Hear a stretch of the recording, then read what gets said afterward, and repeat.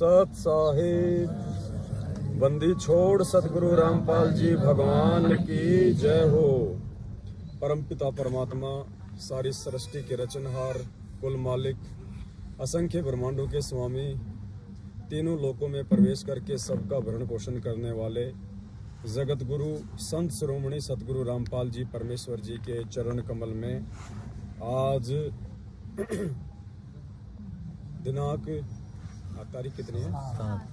7 मई 2022 पंजाब के लुधियाना शहर से हम सभी सत्सेवक भगत भाई बहन साध संगति के माध्यम से अपने परमपिता परमात्मा जी के चरण कमलों में कोटि कोटि दंडवत प्रणाम करते हैं और उन्हीं के सत आशीर्वाद से, उन्हीं की सत प्रेरणा से आज लुधियाना में ये रात्रि के समय साध संगति चल रही है।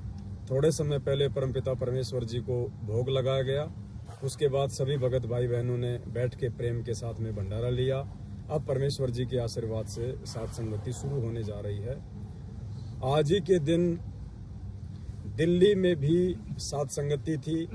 60-70 के आसपास भगत भाई बहन बड़े प्यार प्रेम से, बड़े उल्लास और उमंग के साथ में दूर दराज के क्षेत्रों से आए हुए थे और दिल्ली में निर्माण विहार में बहन सत्या दासी, बहन उषा दासी के यहाँ पे परमपिता परमेश्वर जी ने रजा बख्शी थी। और सबसे बड़ी जो दुखद घटना है पुण्यात्माओं, वो ये है कि दिल्ली की साध संगति में सतलोक आश्रम मैनेजमेंट हरियाणा के जो वर्ल्ड कोऑर्डिनेटर हैं देशराज मान और उसके मनवस साथी लोग तकरीबन 10 से 15 की संख्या में, साथ में वहाँ का जो प्रशासन है, जो पुलिस स्टेशन है, उसकी मदद से ये 20-25 लोग इकट्ठा होके, जबकि सत्या बहन ने एसडीएम साहब से साध संगति की परमिशन भी ले रखी थी, उसके बावजूद भी इन मनवस लोगों ने अपनी जालसाजी के तहत काल भगवान की नौकरी बजाते हुए, उसकी गुलामी और चाकरी करते हुए, अपने व्यवहार, नियत और घटियापन को दर्शाते हुए अपने 20-25 साथियों के साथ में, साथी तो नहीं कह सकते, हम उनको गुंडे ही कह सकते हैं, क्योंकि उनकी जो हरकतें हैं वो जगत से भी गई गुजरी हैं। आज से पहले भी इनका जो वर्ल्ड कोऑर्डिनेटर है वो बेहद घटिया और नीचता वाली हरकतें कर चुका है। भगत होने के बावजूद एक पिस्तौल साथ में रखता है, बात बात पे भक्तों को डराता है, धमकाता है। दास के ऊपर भी अपने कुछ मनवस गुंडों के साथ में आज से 3 साल पहले जयपुर में हमला करवाया, दास को भी जान से मारने का प्रयास किया। जानवर की तरह दास के घर में घुस के उन्होंने मेरे साथ में बदतमीजी की, मारपीट की। उसके बावजूद भी ये लोग अपनी नापाक हरकतों से बाज नहीं आ रहे। आज इन्होंने दिल्ली में वही सब कुछ किया, आज वही सब कुछ किया इन्होंने, आज दिल्ली में इन्होंने वही सब कुछ किया। तकरीबन 60-70 के आसपास भगत भाई बहन मिलके सतगुरु रामपाल जी भगवान को भोग प्रसाद लगा रहे थे। आरती लगभग आधी हुई थी कि बीच में ही ये सतलोक आश्रम मैनेजमेंट हरियाणा के गुंडे, ये बदमाश, ये गैंगस्टर लोग बीच में आटप के, पता नहीं किसी को शराब पिला के लाए थे, किसी को क्या नशा करवा के लाए थे, और बीच में ही परमात्मा जी की आरती चल रही थी। पुण्यात्मा, विचार करना, आप इनको भगत कहते हो, आप इन्हें अपना भगत भाई समझते हो, ये समाज के सबसे निकृष्ट और घटिया लोग हैं।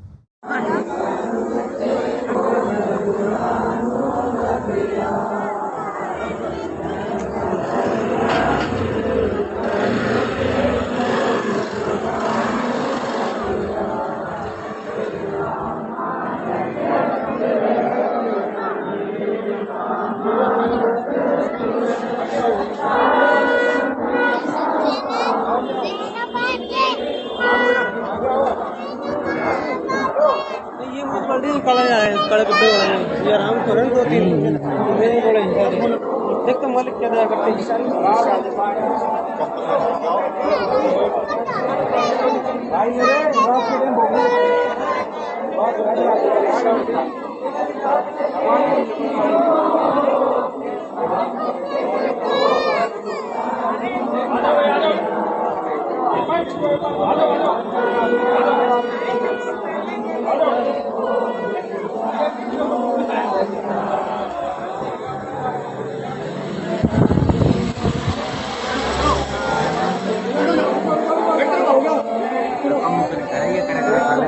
फोड़ लेंगे ये आपने कुछ ना करना ये कुछ करेगा जो कर लेगा अपन कुछ नहीं करना आप जैन का करा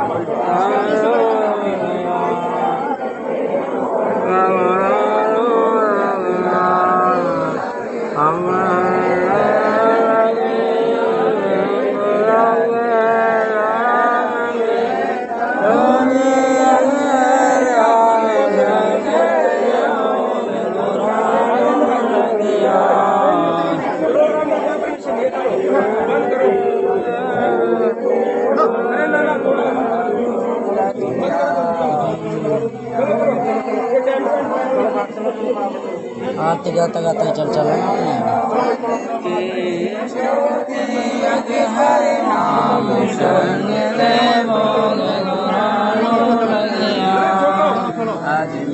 घर में कुत्ते बहुत करना घर में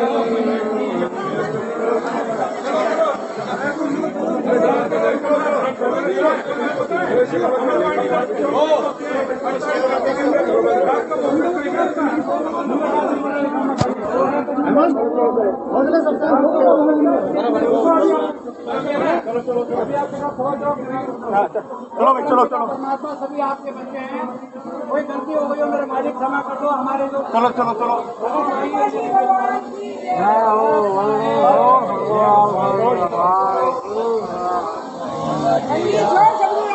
भगवान की जय हो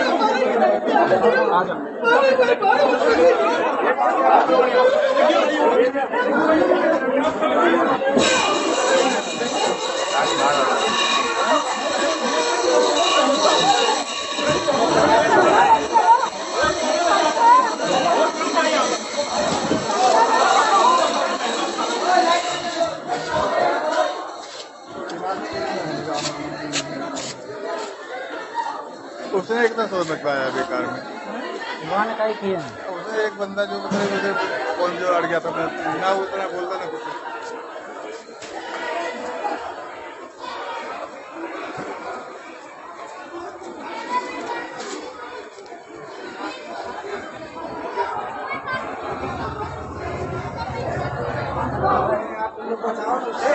साथ में आओ ना अकेले अकेले भाग सबके साथ में चलो ना चलो साथ चलो सारे जा रहे सारे चलो ना सारे चलो और क्या चलिए भगत मारे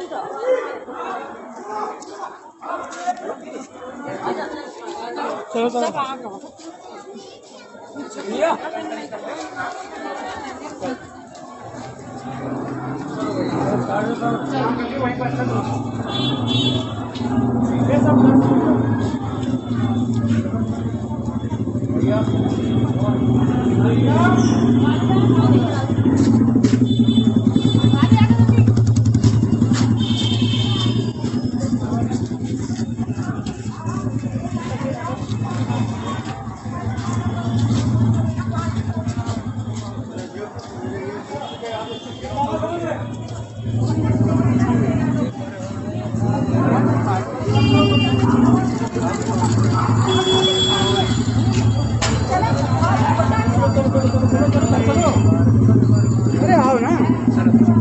मुकेश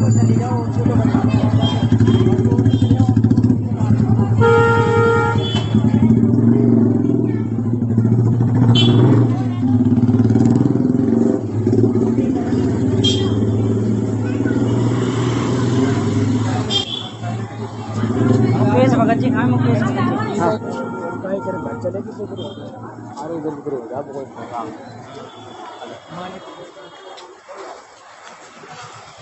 अभी इधर उधर कोई होगा कहीं करो आप? हाँ अंदर ना जब वहाँ जगह पे तो करेंगे ना। चप्पल ले आओ, चप्पल उधर उधर पुलिया या मेट्रो ट्रेन स्टेशन मकान कितना लगे लोग लोग लगा दिए।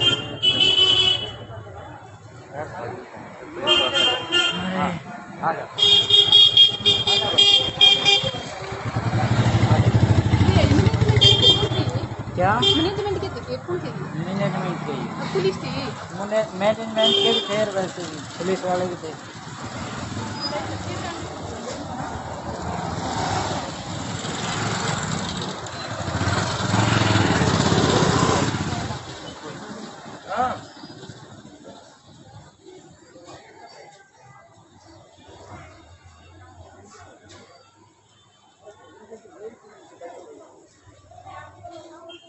इधर उधर को जाओ, थोड़ा बिछड़ जाओ।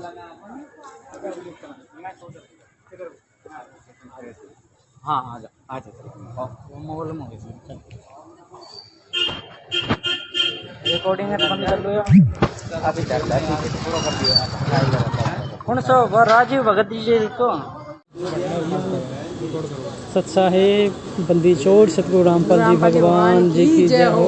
बंदी छोड़ सतगुरु बंदी छोड़ सतगुरु रामपाल जी भगवान जी की जय हो। बंदी छोड़ सतगुरु रामपाल जी भगवान जी की जय हो। पुण्यात्माओं, ये देखिए कितना अच्छा हम लोग का साथ समिति चल रहा था। ये दिल्ली में, ये दिल्ली की कौन सी जगह जी? नहीं, ये कौन सी जगह? एरिया निर्माण बिहार में अभी आज 7 तारीख को परमात्मा का भोग लग रहा था और हमारा भोग आरती चल रही थी शाम के। हाँ, और मैनेजमेंट वाले ने आए और ये सब देखो भगत जी, ये सब क्या किए हैं। मैनेजमेंट वालों ने क्या हाल किया है? सारा पंडाल का सारा पंडाल, पंखे उंखे पूरा सब कुछ तोड़ फोड़ कर दिए और 2-4 भगत भाइयों को मारा भी है और उनको ले गया थाने में। यहाँ पे परमात्मा का प्रतिमा, फोटो वोटो सब रखा हुआ था, जो जल रहा था, फोटो वोटो सब परमात्मा को लेके चले गए और ये सब तोड़ फोड़ सब कैसे कैसे कर दिया। ये देखिए परमात्मा का जो जल रही थी ये सबको गिरा दिया है और बखेर दिया है।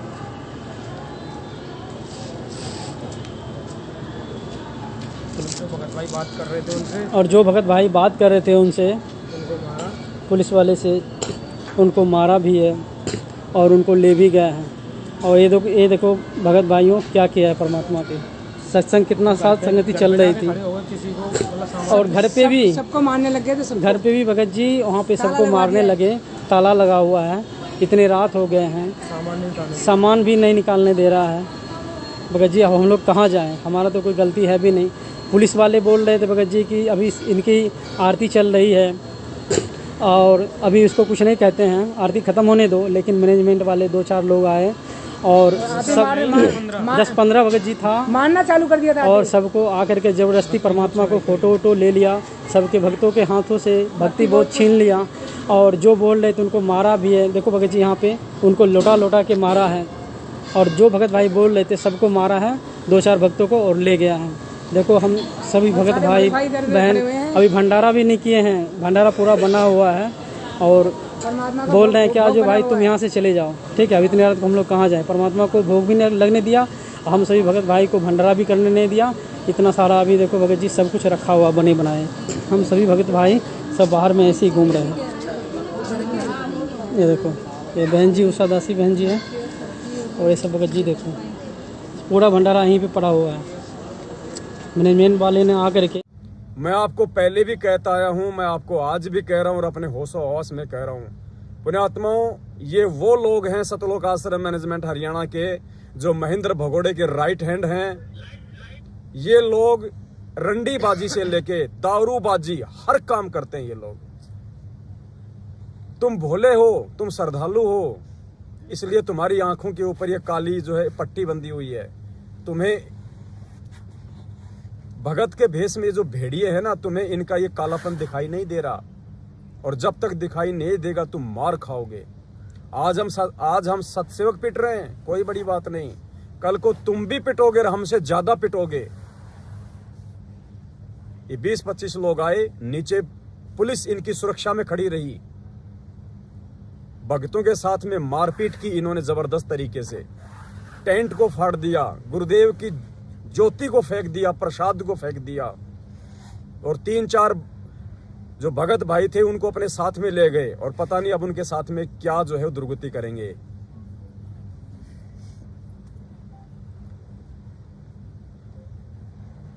भाई और बहनों, जागो, रोगे बाद में। हम 7 साल से चिल्ला रहे हैं, 27 साल से भगवान चिल्ला चिल्ला के रह गया। चमत्कार की उम्मीद में मत रहना, ये भगवान चमत्कार नहीं करेगा, इसके ज्ञान से बढ़ के इसका चमत्कार नहीं है। आज भी हिसार जेल में सतगुरु रामपाल जी भगवान एक बंदी के रूप में बंद है, प्रशासन की नजर में, देश दुनिया की नजरों में एक कैदी के रूप में कैद है। आप लोगों को अंदर की सूचना बाहर नहीं आती। आज आपको ये भाई बताएगा जो आपके सामने बैठा हुआ है, दीपक दास, हरियाणा से 7 रोड से जेल में रह के आया है, और एक एक चीज आज आपको अंदर से वो बताएगा कि जो लोग जेल से बाहर आते हैं, जिन्हें तुम जेल सेवादार कहते हो, और जितने भी ये भगोड़े हैं जिनके घर वालों की तुम गुलामी करते हो, चापलूसी करते हो कि गुरुजी का आदेश है, जितने भी भगत वांटेड है उनके घर पे हम सेवा कर सकते हैं, जिनकी 20 से 25 हजार रुपए जिनकी तनख्वाहें बंधी हुई हैं, जेल में उनके क्या क्या उनके घटिया जो है वो कुकर्म थे। घृणा आएगी आप लोगों को इनके नाम से, और इस भगवान के मार्ग में चमत्कार के भरोसे मत रह जाना, मार खा जाओगे। ज्ञान आधार चलेगा। जो आज भगवान के साथ हो रहा है वो आज उनके असली भक्तों के साथ में हो रहा है। गैंगस्टरों के बीच में रखे गए हैं गुरुजी, बीच में। और गैंगस्टर लोग क्या होते हैं आपको पता, वो कोई भगवान नहीं मानते, उन्हें कोई परमात्मा नहीं मानते। आज ये भाई आपको ऐसे ऐसे वाकया आज आपके आंखों के सामने रखेगा। अगर इंसान हो, अगर परमेश्वर ने तुम्हें मानव बनाया, बुद्धि दी है, तो उसका इस्तेमाल करना। ये परमात्मा है और ये आम व्यक्ति की लीला करेगा, आम व्यक्ति की भूमिका करेगा और एंड तक करेगा। इसको केवल ज्ञान से समझा जाएगा। तुम सोचोगे परमात्मा तुम्हें हिसार जेल से उड़ के आके बचा लेगा, कभी भी संभव नहीं है। जो मनवस घटिया हरकत आज इन गुंडों ने, जो कि भगत के भेष में और हम सतसेवकों के साथ में की है आज दिल्ली में, और उन सतसेवक भाई बहनों ने एक भगत होने का जो परिचय दिया, हाथ उनके भी थे, दांत उनके भी थे, लठ पकड़ना वो भी जानते हैं, लेकिन नहीं, हमें भगवान ने पाठ पढ़ाया है कि बेटा संत ना छोड़े संतता, चाहे कोटि के मिले असंत। चीनो अदर आधारे, मन तू पावेगा अपना किया रे, भोगेगा अपना किया रे। ये भगवान है पुण्यात्माओं, और ये भगवान एंड में उसी आत्मा को प्राप्त होगा जो भगवान वाले काम करेगा। अगर गुरुदेव ने भगत बनाया, तो यदि आप भगत बन के दिखाओगे तो इनकी तो दुर्गति निश्चित है। इनका बुरा समय, इनका बुरे से बुरा समय, इनका अंत, इनका पतन निकट है। क्योंकि कहावत है कि जब दीपक बुझने वाला होता है फड़फड़ाता है, जब गीदड़ की मौत आती है तो गांव की तरफ दौड़ता है। इन्होंने वो पाप कर्म कमा लिए, साथ संगतियां रुकवा के, अपने ही भाई बहनों के साथ में मारपीट करके, घटिया हरकतें करके, जिनकी कोई माफी नहीं है उस परमात्मा के दरबार में। पुण्यात्माओं संभलो, ये भगत नहीं है। परमात्मा ने हर चीज को अपने सत्संगों के माध्यम से सत्संगों में क्लियर किया हुआ है।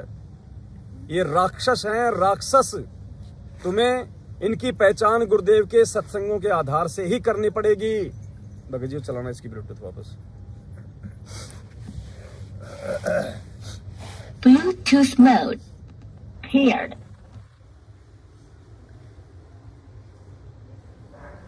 तुम्हारे पास में और दूसरा कोई तरीका नहीं है सिवाय गुरुदेव के सत्संगों को आधार बना के भगत और अभगत की पहचान करने का। परमात्मा ने क्या बताया कि ये पहले राक्षस जो थे ये कौन थे, ये राक्षस क्यों बने। परमात्मा ने बताया ये भी इंसान थे, इनके कोई सींग नहीं हुआ करते थे। ये भी पहले एक ही गुरु के शिष्य थे। ऋषि मुनि और आगे चल के जो राक्षस कहलाए वो दोनों एक ही गुरु के शिष्य हुआ करते थे। आगे चल के उन लोगों ने मर्यादा नहीं निभाई और मर्यादा ना निभाने के चलते उनके अंदर दुर्बुद्धि उत्पन्न हो गई, मांस खाने लग गए, शराब पीने लग गए और भक्ति वो भी करते रहे। भक्ति के करने से उनके अंदर वो शक्तियां आ गई, वो सिद्धि आ गई और नियम तोड़ने से दुर्बुद्धि आ गई उनके अंदर।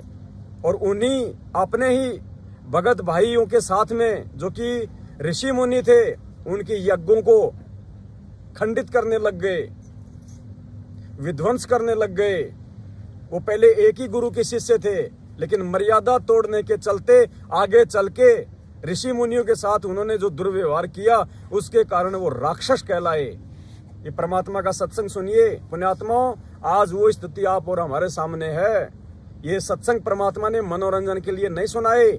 मालिक को पता था कि वो समय आगे आएगा मेरी संगत में और मेरी जो अच्छी आत्मा होंगी, जो ज्ञान आधारी बच्चे होंगे, वो पहचान कर लेंगे कि वास्तव में धरती पे सबसे बड़ा राक्षस कौन है। सतलोक आश्रम मैनेजमेंट हरियाणा। और उन राक्षसों का बाप वो महेंद्र भगोड़ा जो 7 साल से अपने गुरु से गद्दारी करके, अपने भाई से गद्दारी करके, भक्तों के दान पे हराम के टूक तोड़ता हुआ कुत्तों की तरह जो है वो दुम छुपा के घूमता फिरता है वो। और ये सारे के सारे हलकारे, ये देश राज जैसे, ये स्टेट कोऑर्डिनेटर, ये हरामखोर व्यक्ति ना कोई ज्ञान को आधार बनाते, ना इनको कोई शर्म है, ना इनको कोई लाज है। ये नालायक सब के सब उनके चापलूस है, उसके अधीन है। पुण्यात्माओं, इनका पतन निश्चित है, ये परमात्मा का विधान है। दास किसी को कोई दुर्शीष नहीं दे रहा, लेकिन परमेश्वर के ज्ञान आधार से उनके विधान अनुसार इनकी वो दुर्गतियां होंगी, इनका वो पतन होगा, इनके रिश्तेदार तक परमात्मा का नाम लेना छोड़ देंगे। इनके कुकर्मों के आधार से जो ये परिणाम जो भोगने वाले हैं। तो क्या कहा परमात्मा ने, राक्षस क्यों थे और वो क्यों बने। आज वो राक्षस की भूमिका ये लोग निभा रहे हैं। एक ही गुरु के शिष्य थे और आज भी संगत में वही हो रहा है। हम भी एक ही गुरु के शिष्य हैं, मैनेजमेंट वाले और हम सत्सेवक। लेकिन आज ये लोग राजनीतियां करके, आरक्षणबाजियां करके, भगत समाज से कुपात्र होने के बावजूद गुरुदेव की आड़ में दान धर्म ज्योति पाठ का पैसा लेके, जगत वालों को देके, गैंगस्टरों की जांच करवा के, जाट आरक्षण में देके आज इन्होंने अपने वो कर्म बिगाड़ लिए और संगत के भी वो कर्म बिगाड़ दिए। शायद ही परमात्मा इन्हें माफ करे। तो वो राक्षस की भूमिका आज ये मैनेजमेंट निभा रहा है। ये सत्संग ध्यान से सुनिए परमपिता परमात्मा का। ये आज के लिए किया था ये परमात्मा ने, पहचान करने के लिए कि भगत नहीं बेटा, ये राक्षस हैं, राक्षस ये चीचड़ हैं। आज ये भाई आपको सारी बात बताएगा। सुनिए पहले परमपिता परमेश्वर जी का ये सत्संग।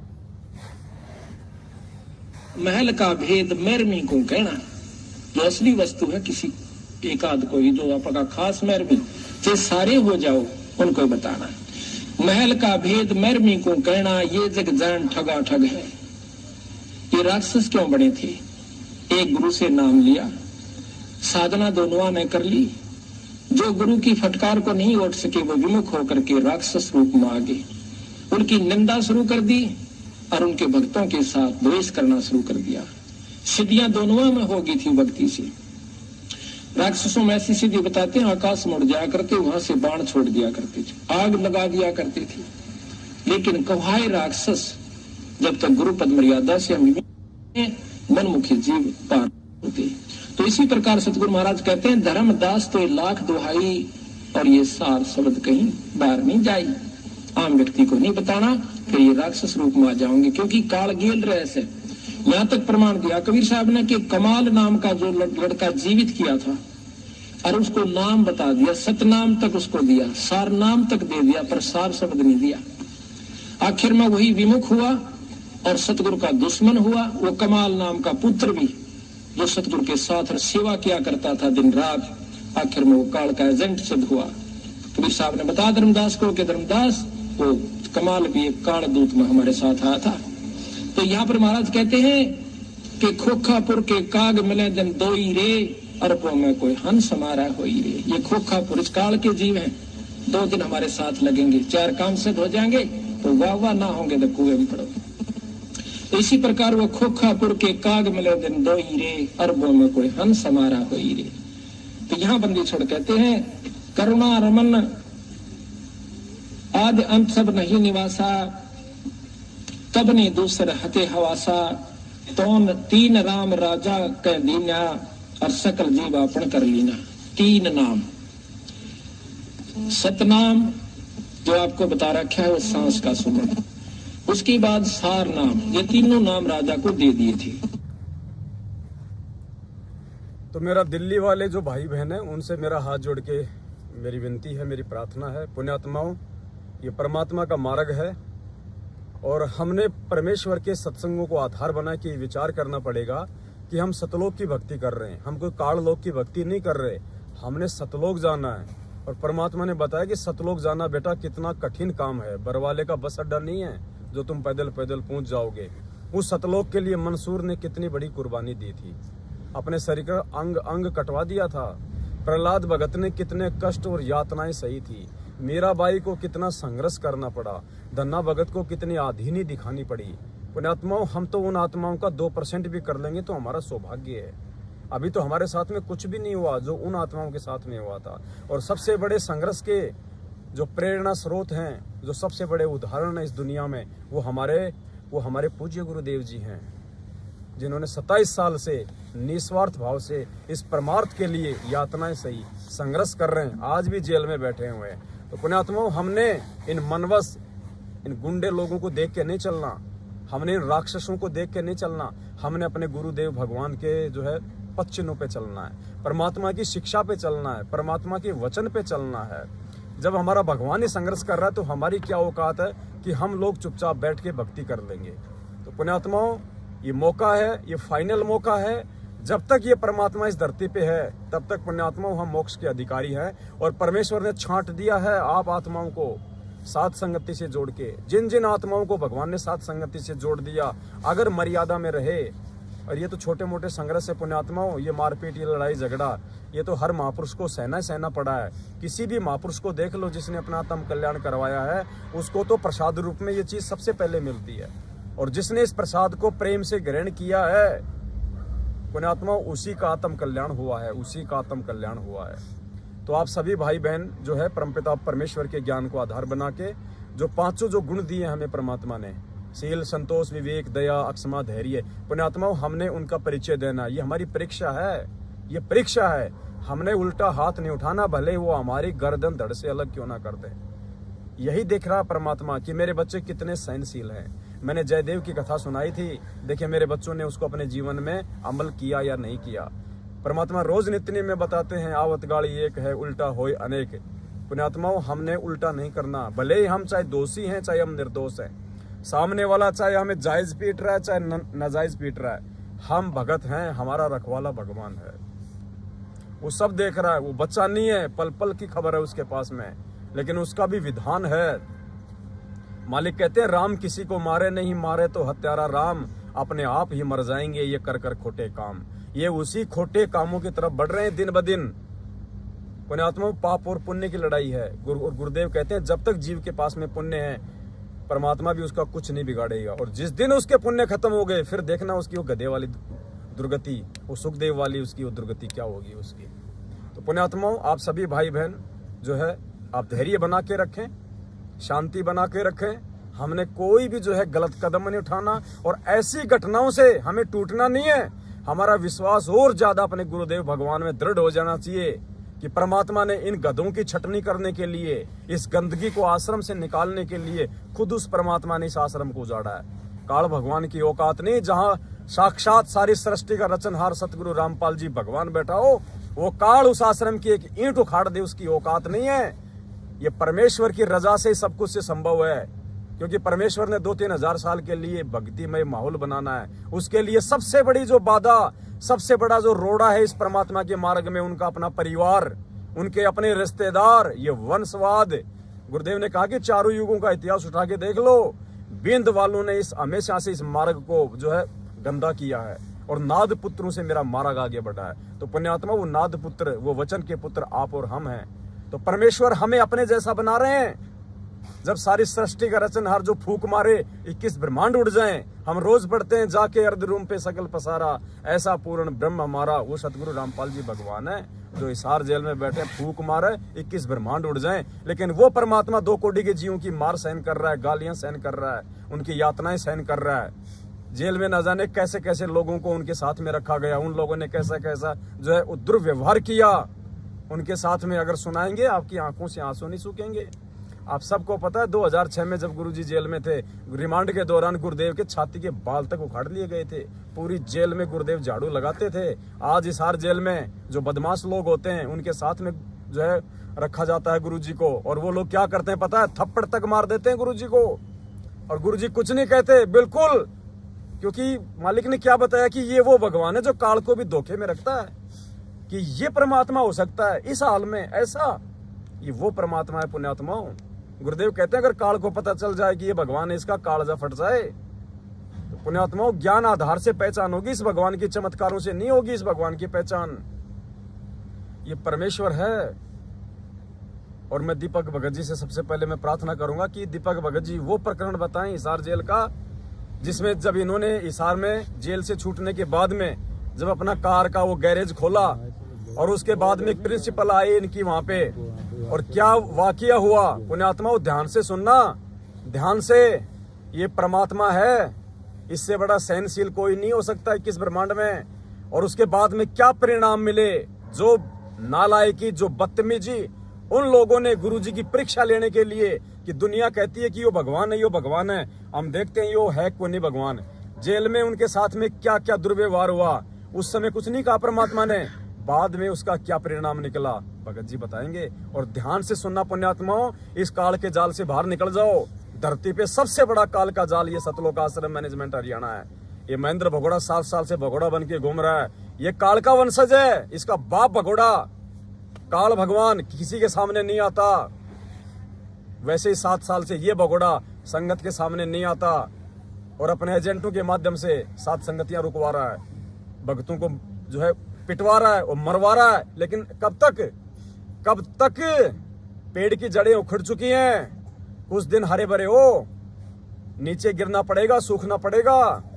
ये परमात्मा जेल में बैठने नहीं आया, तुम्हारा अंत निकट है। तुम्हारे कुकर्मों को देखते हुए सौभाग्यशाली होंगी वो आत्मा जो आज भी इनके साथ में चिपकी हुई हैं। अगर समय रहते इनके आश्रमों से बाहर निकल जाएंगी और 7 संगतियों से जुड़ जाएंगी, वरना ये कष्ट तो तुम्हें भोगना पड़ेगा। इन कष्टों को भोगे बिना तुम जिंदगी में सत्सेवक नहीं बन सकते, और सत्सेवक बने बिना तुम कभी जिंदगी में सतलोक नहीं जा सकते।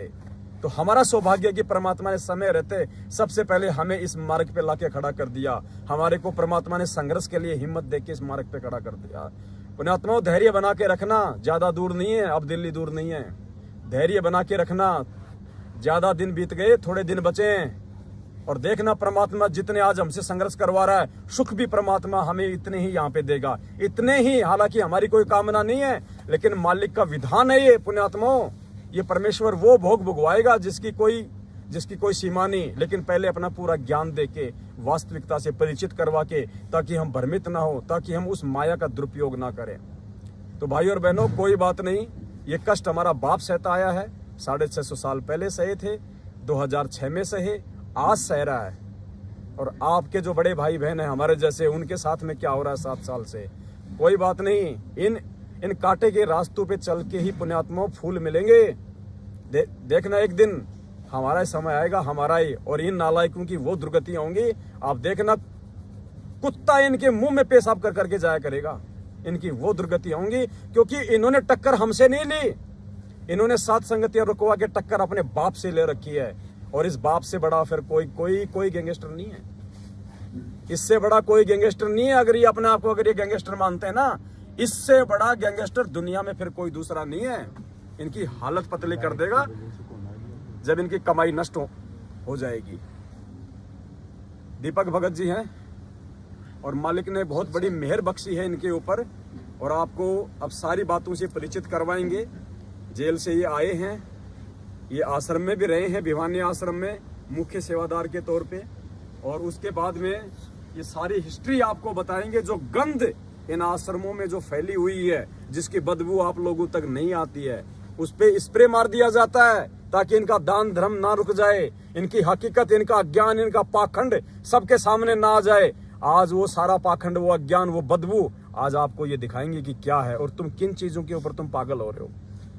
ये आश्रम नहीं है, ये रंडी खाने पुण्यात्माओं, मैं तुम्हें आज बता रहा हूँ, ये वैश्यावर्ती के अड्डे हैं। इन्होंने बरवाड़ा आश्रम को वैश्यावर्ती का अड्डा बना दिया था। ये क्यों नहीं देते हमें गुरुजी के वो जो है बयानों की कॉपी क्यों नहीं देते? 7 साल हो गई, क्या हमारा बाप नहीं है? हम चिल्ला चिल्ला के मर गए कि हमें हमारे पिताजी के बयानों की कॉपी दो। उन्होंने किसके खिलाफ बयान दिए, क्यों नहीं देते? क्योंकि गुरुजी ने इस मैनेजमेंट के खिलाफ ही बयान दे रखे हैं। स्पष्ट कह रखा गुरुजी ने कि आश्रम में कुकर्म होते थे, लेकिन मैंने नहीं किए, इन सेवादारों ने और समिति वालों ने किए। तुम्हें अखबार की कटिंग भी भेजी जा चुकी है। अगर ये पाक साफ है तो गुरुजी के बयानों को संगत में सार्वजनिक क्यों नहीं करते? 7 साल हो गए इनको। सबसे बड़े दोषी ये हैं, आर्य समाज दोषी नहीं है। सबसे बड़ा दोषी, सबसे बड़ा आर्य समाज ये सतलोक आश्रम मैनेजमेंट हरियाणा है। उसका कुछ अंश मात्र आज ये भाई आपको बताएगा। पुण्यात्माओं, समय रहते आंख खोल लेना, वरना दुर्गति तुम्हारी भी तैयार है। परमात्मा यही देख रहा है कि क्या कर रहे हैं।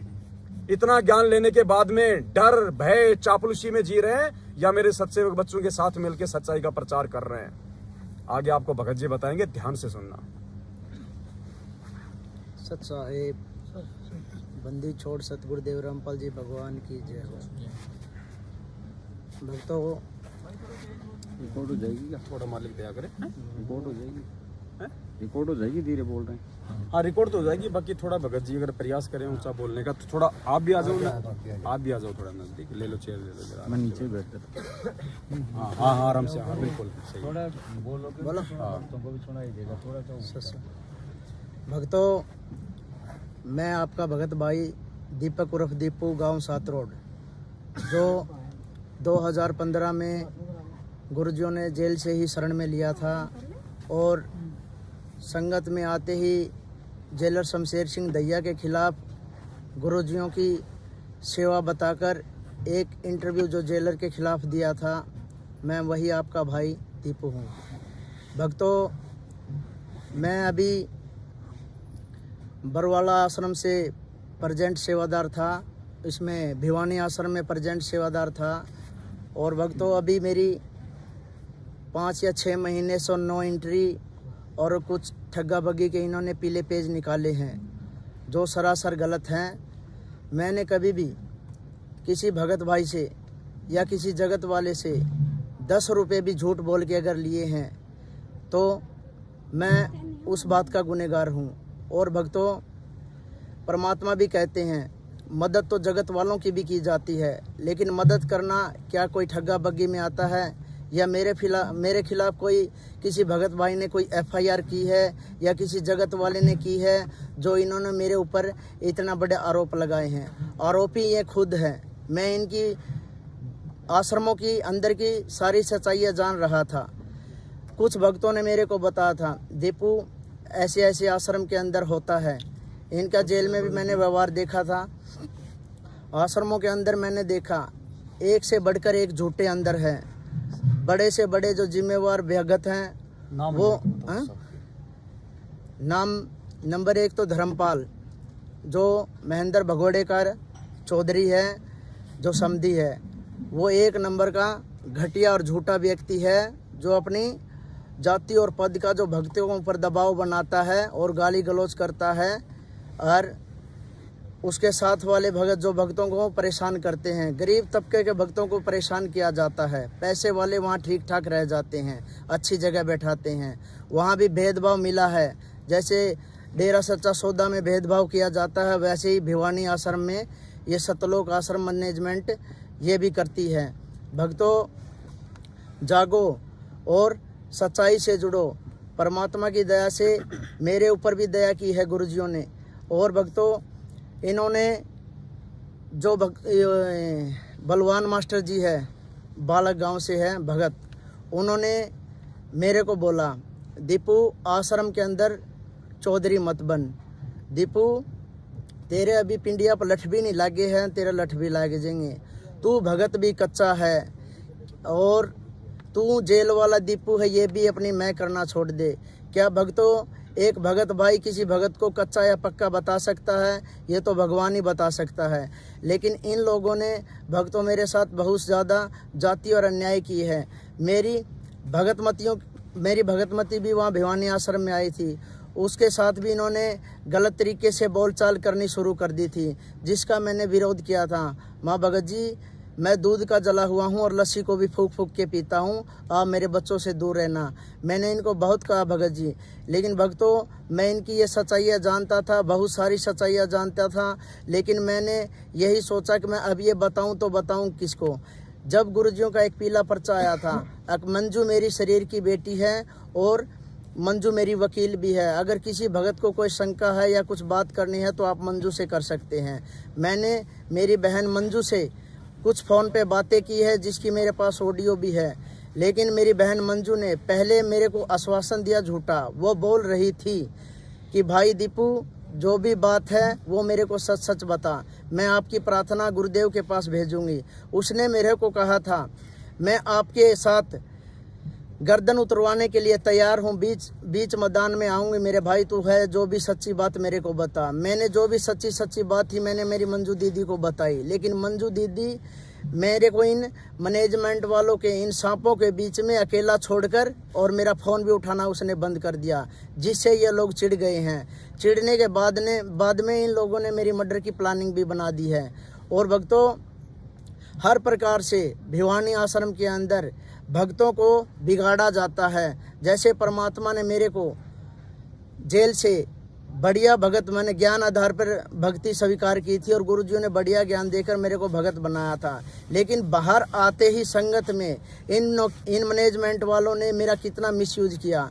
मेरे को गुंडों की तरह यूज किया, मेरे को लठ मारने के लिए भेजते थे, मेरे को पवन का भी टारगेट दिया था। जयपुर में एक साथ संगति थी और इनके मर्डर के लिए भी इन्होंने बोला था। इनको पता था दीपू गुर्जियों पे ब्लाइंड फेथ है और ये एक ऐसा संकी सा बच्चा है जो किसी भी टारगेट को लेता है तो सीधा चलता है, इसको पीछे का नहीं पता।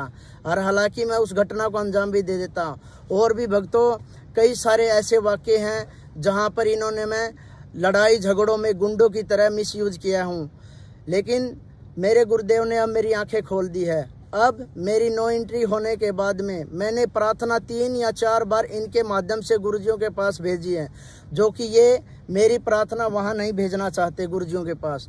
तो अभी बसंत भगत जियों से मैंने प्रार्थना लगवाई थी, तो बसंत भगत जियों ने ये बोला है, भाई अभी गुरुजी दीपू आपसे गुरुजी आपके बारे में पूछ रहे थे कि दीपू को अभी आश्रम के अंदर सेवा नहीं देनी है। तो मैं कहा ठीक है भगत जी, जैसी परमात्मा की रजा। लेकिन भक्तों, जो ये मेरी नो एंट्री हुई है, मैंने आश्रम के जो मेन जिम्मेदार सेवादार थे उनका आचरण देख के भक्तों, मैंने मेरे गुरुजियों से प्रार्थना लगाई थी मंजू के माध्यम से। मैंने गुरुजियों से बोला था, गुरुजी कुछ आश्रम के जिम्मेवार भगत जो मैनेजमेंट के मुख्य सेवादार हैं, जो अपनी जिम्मेवारी से और अपने ईमानदारी भाव से कोई भी सेवा नहीं करते, ये सब गलत करते हैं। आपका कोई भी आदेश आता है तो संगत में तरोड़ मरोड़ कर ये पेश करते हैं। मैंने अपने गुरुजियों से अपने आश्रम की मुख्य सेवा के लिए प्रार्थना भेजी थी। गुरुजी, मैंने कुछ भक्तों से सुना था, मैंने भक्तों से ये सुना था कि भाई बरवाड़ा आश्रम में किसी भक्त ने गुरुजियों से प्रार्थना लगाई थी। प्रार्थना लगाने से वो भगतजियों ने गुरुजियों को बोला था, गुरुजी आप आश्रम के ये जो पुराने भगत है, जो मैनेजमेंट वाले हैं, ये जिम्मेदारी और ईमानदारी से सेवा नहीं करते। तो गुरुजियों ने उस भगत को बोला था, बेटा ये सेवा आप संभालो, इनको मैं घर भेज दूंगा। लेकिन उस भगत ने कोई बहानाबाजी करके वो बात गुरुजियों की अस्वीकार कर दी, जिससे गुरुजी बोले ईमानदार यहाँ आएंगे नहीं और निकम्मों से मैं अपना काम लूँ ना लूँ, पर मेरा काम कैसे चलेगा। लेकिन भक्तों, इसी प्रार्थना को आगे लेते हुए मैंने मेरे गुरुजियों से प्रार्थना लगाई थी, गुरुजी मैं आपका एक ईमानदार और सच्चा भगत हूँ, आप जिस तरीके से भी दास से सेवा करवाएंगे, सेवा तो परमात्मा सारी की सारी आप ही करते हो, सारी सेवा आप ही तैयार करते हो। लेकिन ये लोग तो और जो हैं, ये मैनेजमेंट वाले हैं, जो आपके रिश्तेदार बताते हैं, ये अपनी चौधर करते हैं। लेकिन हे परमात्मा, चौधर करते हो ये हमारे भगत भाइयों को बहुत ज़्यादा परेशान कर रहे हैं। लेकिन गुरुजी, हमने तो आपसे ये प्रार्थना लगवाई थी कि मंजू के माध्यम से मंजू ने मेरी पहले सारी बात ले ली थी। माँ दीदी ऐसे ऐसे यहाँ गफलत करते हैं, ऐसे ऐसे ये बहनों के टॉर्चर करते हैं, ऐसे ऐसे ये और भगत भाइयों को परेशान करते हैं। एक भगत भाई को कोई गरीब है, अगर उसको कुछ पैसों की गुरुजियों से मदद मिलती है तो उसकी प्रार्थना करते नहीं, और जिसका ठीक ठाक जुगाड़ है, जो ज़मीन से भी किले वाला है, उसको वहाँ से गुरुजियों से बेनिफिट मिल जाता है। लेकिन भक्तों, अब मैं सात संगति से जुड़ गया हूँ। सात संगति से जोड़ने वाले मेरे को परमात्मा ही है। मैं बड़ा विचलित था, मैंने गुरुजियों से प्रार्थना करी थी, गुरुजी मैं दो मोड़ों पे आके खड़ा हो गया हूँ। एक तरफ तो बरवाड़ा आश्रम, ये सतलोक आश्रम की जो मैनेजमेंट की टीम है, एक तो ये है जो छक्कर भक्तों को दुखी करती है, जिनमें से इनका शिकार मैं भी हुआ हूँ। और दूसरी तरफ ये पवन भगत जी है, जो गुरुजियों की ऑडियो से तो ये गुरुद्रोही डिक्लेयर है, लेकिन परमात्मा ये कभी भी आपने सत्संग में बताया है भाई गुरुद्रोही की क्या पहचान होती है। गुरुद्रोही गुरुजियों की छिक्के, निंदा, चुगली, तरह तरह के आरोप लगाता है। लेकिन गुरुजी आपकी दया से हमने इनकी ऑडियो सुनी, परमात्मा हमने तो इनमें गुरुद्रोही वाला एक भी लक्षण नहीं मिला।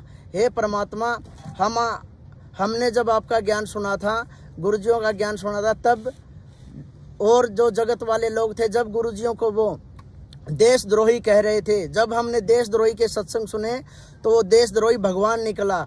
अब हमने गुरुद्रोही की ऑडियो सुनी तो गुरुद्रोही एक भगत निकला, वो बिल्कुल सच्चा है, साफ है, पाक है, कोई दिक्कत वाली बात नहीं है। भक्तों, मैनेजमेंट वाले ज़बरदस्ती इनके पीछे पड़े हैं, ऐसी कोई बात नहीं है पवन भगत में।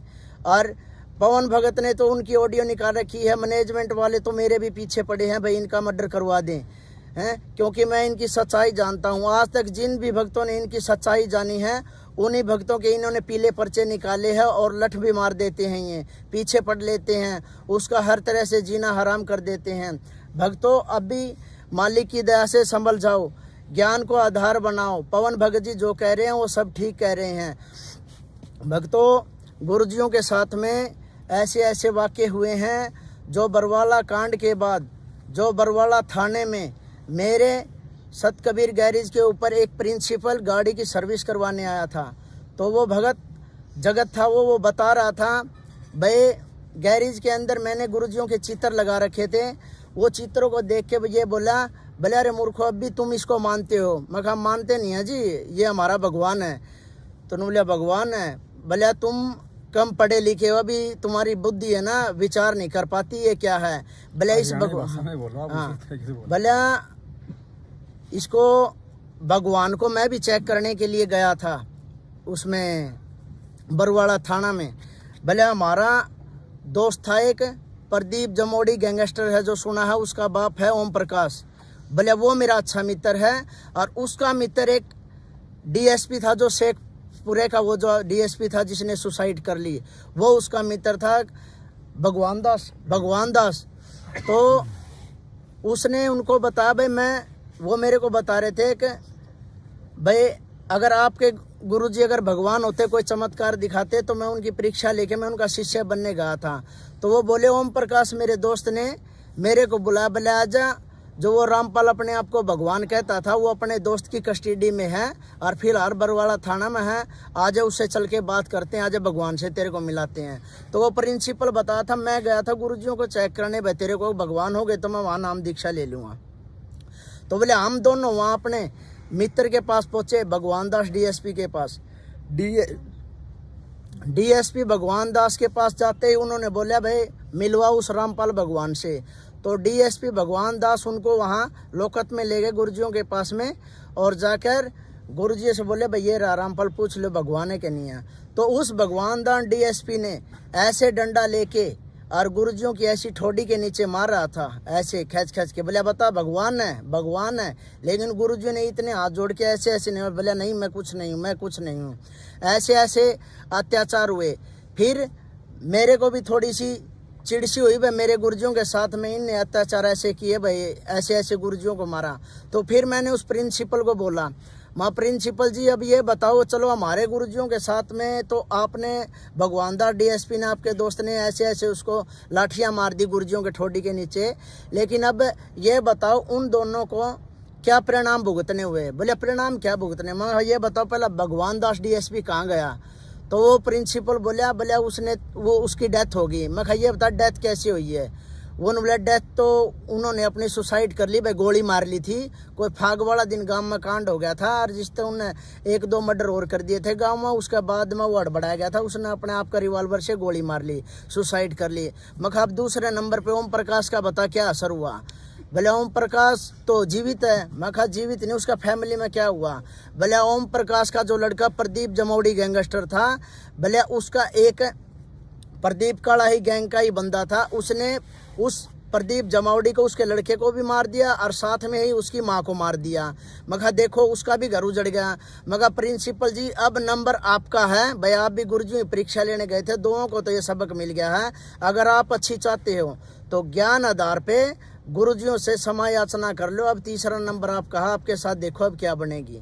तो भक्तों और भी बहुत सारे ऐसे वाक्य हैं। एक गैंगस्टर है रोहतक का राजेश सरकारी। जब मैंने गुरुजियों से नाम दीक्षा ली तो उस गैंगस्टर ने मेरे ही 10,000 रुपये की मदद की थी, जो मैं जेल से बाहर आया था छुट्टी भरवा के।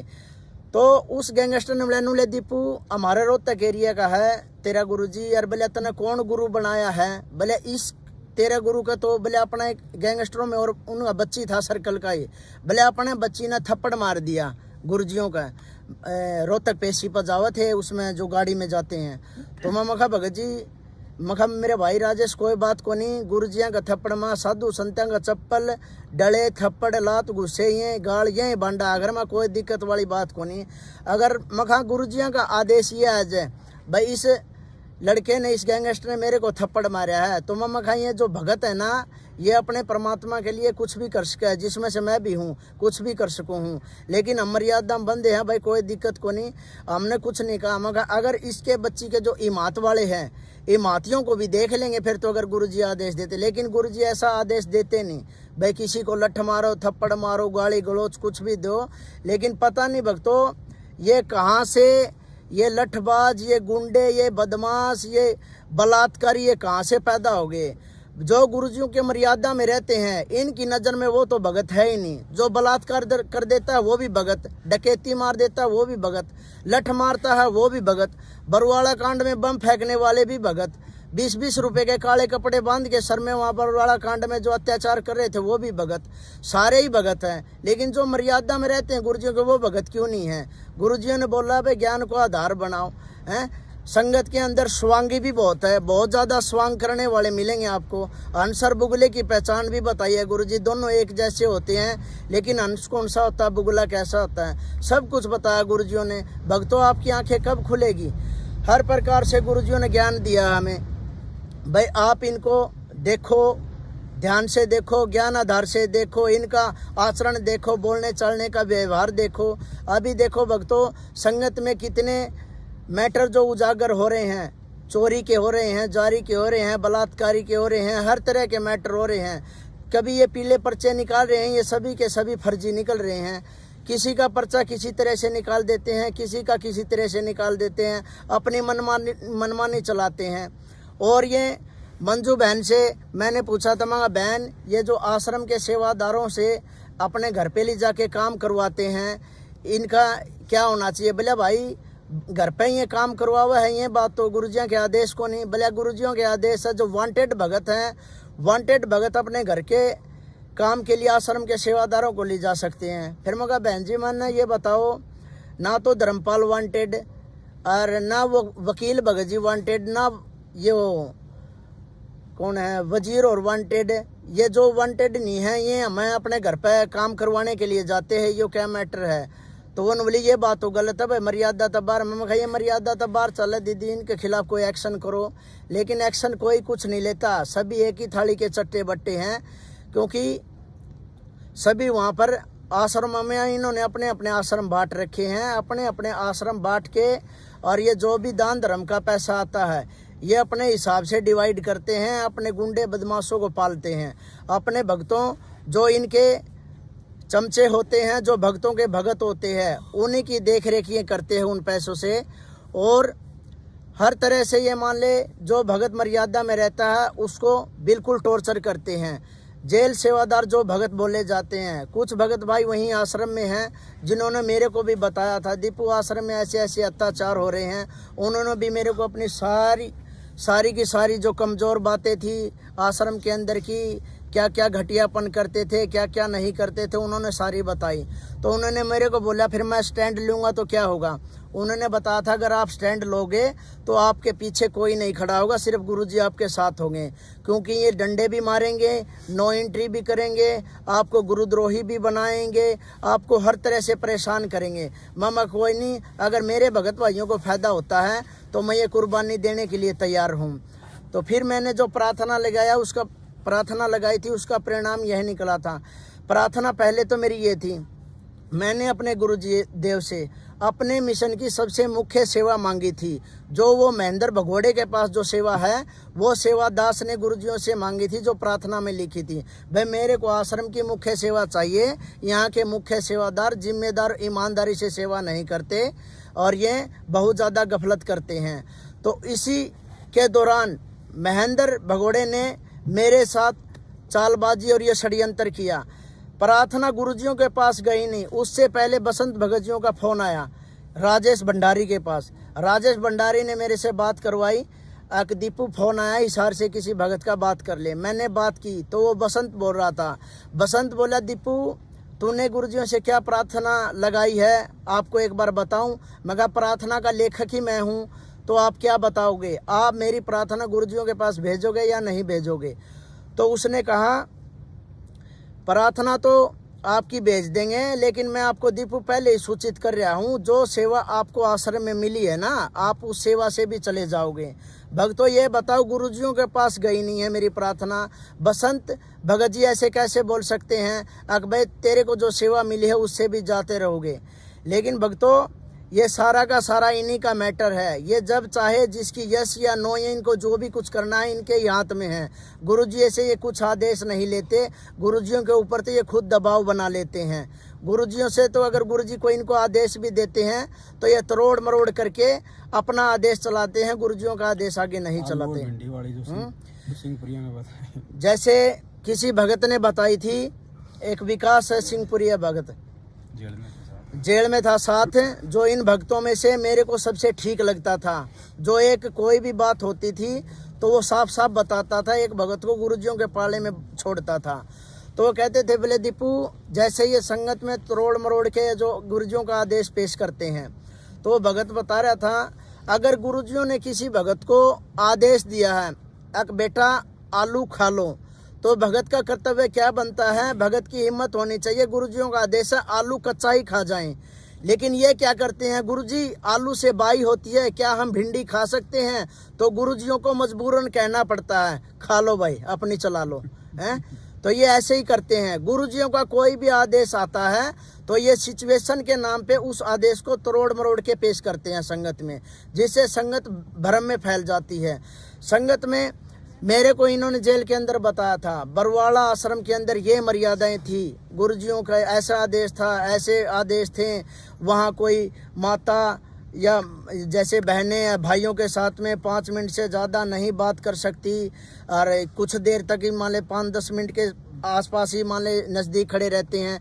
लेकिन भिवानी आश्रम में मैंने सब उल्टा देखा, वहाँ 2-2 घंटे तक भगत और या उनकी भगतमती या कोई अन्य बहनें 2-2 घंटे के इर्द गिर्द वहाँ इकट्ठे बैठे रहते थे। मैं देखता था मम्मा का वो जो ये बता रहे थे बरवाड़ा आश्रम में जो नियम है वो तो यहाँ नहीं है। हर प्रकार से वहाँ नियमों की तार-तारी धज्जियाँ उड़ा रखी है। चाय ये पहले बताते थे पहले ऐसे चाय बनती है, एक में फीकी डलती है एक में मीठी डलती है। वहाँ भिवानी आश्रम में क्या था भक्तों, सारे के सारे अपना अपना ऑर्डर चलाते थे, जिसमें से मैं भी अपना ऑर्डर चलाता था। भाई 4 मीठी बना दे, फीकी बना दे, अदरक तेज की बना दे, सौंफ सोडा डाल दे, सब के अलग अलग वो थे। लेकिन उनको कोई ऐसे कहने वाला नहीं था भाई ये ऑर्डर क्यों मार रहे हैं, भले चलने दो जैसे चल रहा है। वहाँ हर प्रकार से भक्तों की मर्यादाओं को खंडित करवाया जाता है। कोई भी भगत भाई हो, बाहर का कोई भी मैटर हो जाता है, युवा भक्तों को, एसी एक्ट वालों को ये यूज करते हैं। भला जाओ तुम झगड़ा करो, झगड़ा होते हैं तो ये मैन भगत आगे नहीं जाते, हम गरीब तबकों के भक्तों को आगे कर देते हैं। केस बनते हैं, लाठी डंडे मारने हैं या खाने हैं, वो सिर्फ हमारा मैटर रह जाता है। फिर मेरे को तो किसी मेरे भगत भाई ने बताया था, मेरे कुछ भगत भाई जो गुड़गांव से थे, वो जेल के आगे गुरुजियों की एक वाणी के हिसाब से मान ले वो वहाँ अटके थे। एक पुस्तक आई थी गुरुजियों की, उसमें एक वाणी लिखी थी, एक हेडिंग थी, गुरुजियों ने उसमें लिख रखा था, क्या इस जेल रूपी तसले के ऊपर आप अपना माथा भी नहीं टेकना चाहोगे। वो जो हेडिंग थी उन भक्तों को चुभ गई थी, जिसकी वजह से वो गुड़गांव से अपना घर छोड़कर गुरुजियों के यहाँ जेल के सामने 10-15 दिन तक लगातार बैठते थे। तो मैनेजमेंट वालों ने क्या किया, भाई ऐसे तो ये खेल खराब हो जाएगा, ये इतने भगत यहाँ पर आके बैठते हैं। तो इन्होंने भक्तों को हमारे को बोला लठ मारने के लिए। लेकिन मैंने मेरे एक भगत भाई को बोला, मैंने उससे पूछा, मैं भगत जी फला फला भगत है, उनके लठ मारने के लिए बोल रहे हैं, भाई उनको उठाओ। तो वो भगत जी मेरे को बोले, भले दीपू तू ये बता, तू कोई भाड़े का गुंडा है क्या या कोई टपोरी है, तू परमात्मा का भगत है। अगर वो गुरुजियों के लिए वहाँ जेल के आगे बैठे हैं तो इसमें तेरा क्या जाता है। वो पाप और पुण्य उनका है, जो बनेगी उनके साथ बनेगी। गुरुजी उनको बेनिफिट दे या कुछ उनसे नाराज हो, वो तो उनका मैटर है। लेकिन तुम्हें डंडे मारने का आदेश किसी ने दिया? मैं गुरुजियों का आदेश बता रहे हैं। उस भगत ने बताया, गुरुजियों ने अगर किसी को डंडे मरवाने हैं क्या तो तुम्हारी जरूरत पड़ेगी क्या गुरुजियों को? मैं कहा ये बात भी ठीक है, भले अपनी आरामदारी थे गुंडिया की फीत तो हटा ले और गुरुजियों की आरामदारी था तू अपना भक्ति कर ले। भले अगर तेरा नाम खंड हो गया तो उस भगत पर नू पूछ ले जो आदेश देगा, क्या तू मेरा नाम जोड़ देगा? उसी दिन से मैंने तो कान पकड़ लिए थे, मैं इनके इशारे पे कोई भी गुंडागर्दी नहीं करूँगा। उसके बाद में इनको ये पता लग गया भाई इसको सच्चाई का पता लगने वाला है, तो इन्होंने मेरे को हर बात पे मजबूर किया है। हर भक्तों ने मान ले, किसी ने मेरी उंगली भी उसी ने काटी है और मेरी मदद भी उसी ने की है। हर प्रकार से इन्होंने मेरे साथ टॉर्चर किए हैं। ऐसा कोई टॉर्चर नहीं है जो मेरे साथ नहीं हुआ है। लेकिन मैं भी परमात्मा का ज्ञान आधार से जुड़ा था, मैं भी यही सोचता था, माँ गुरुजी बताते हैं जो होता अच्छे के लिए होता है, मैं कहा होने दो जो होता है।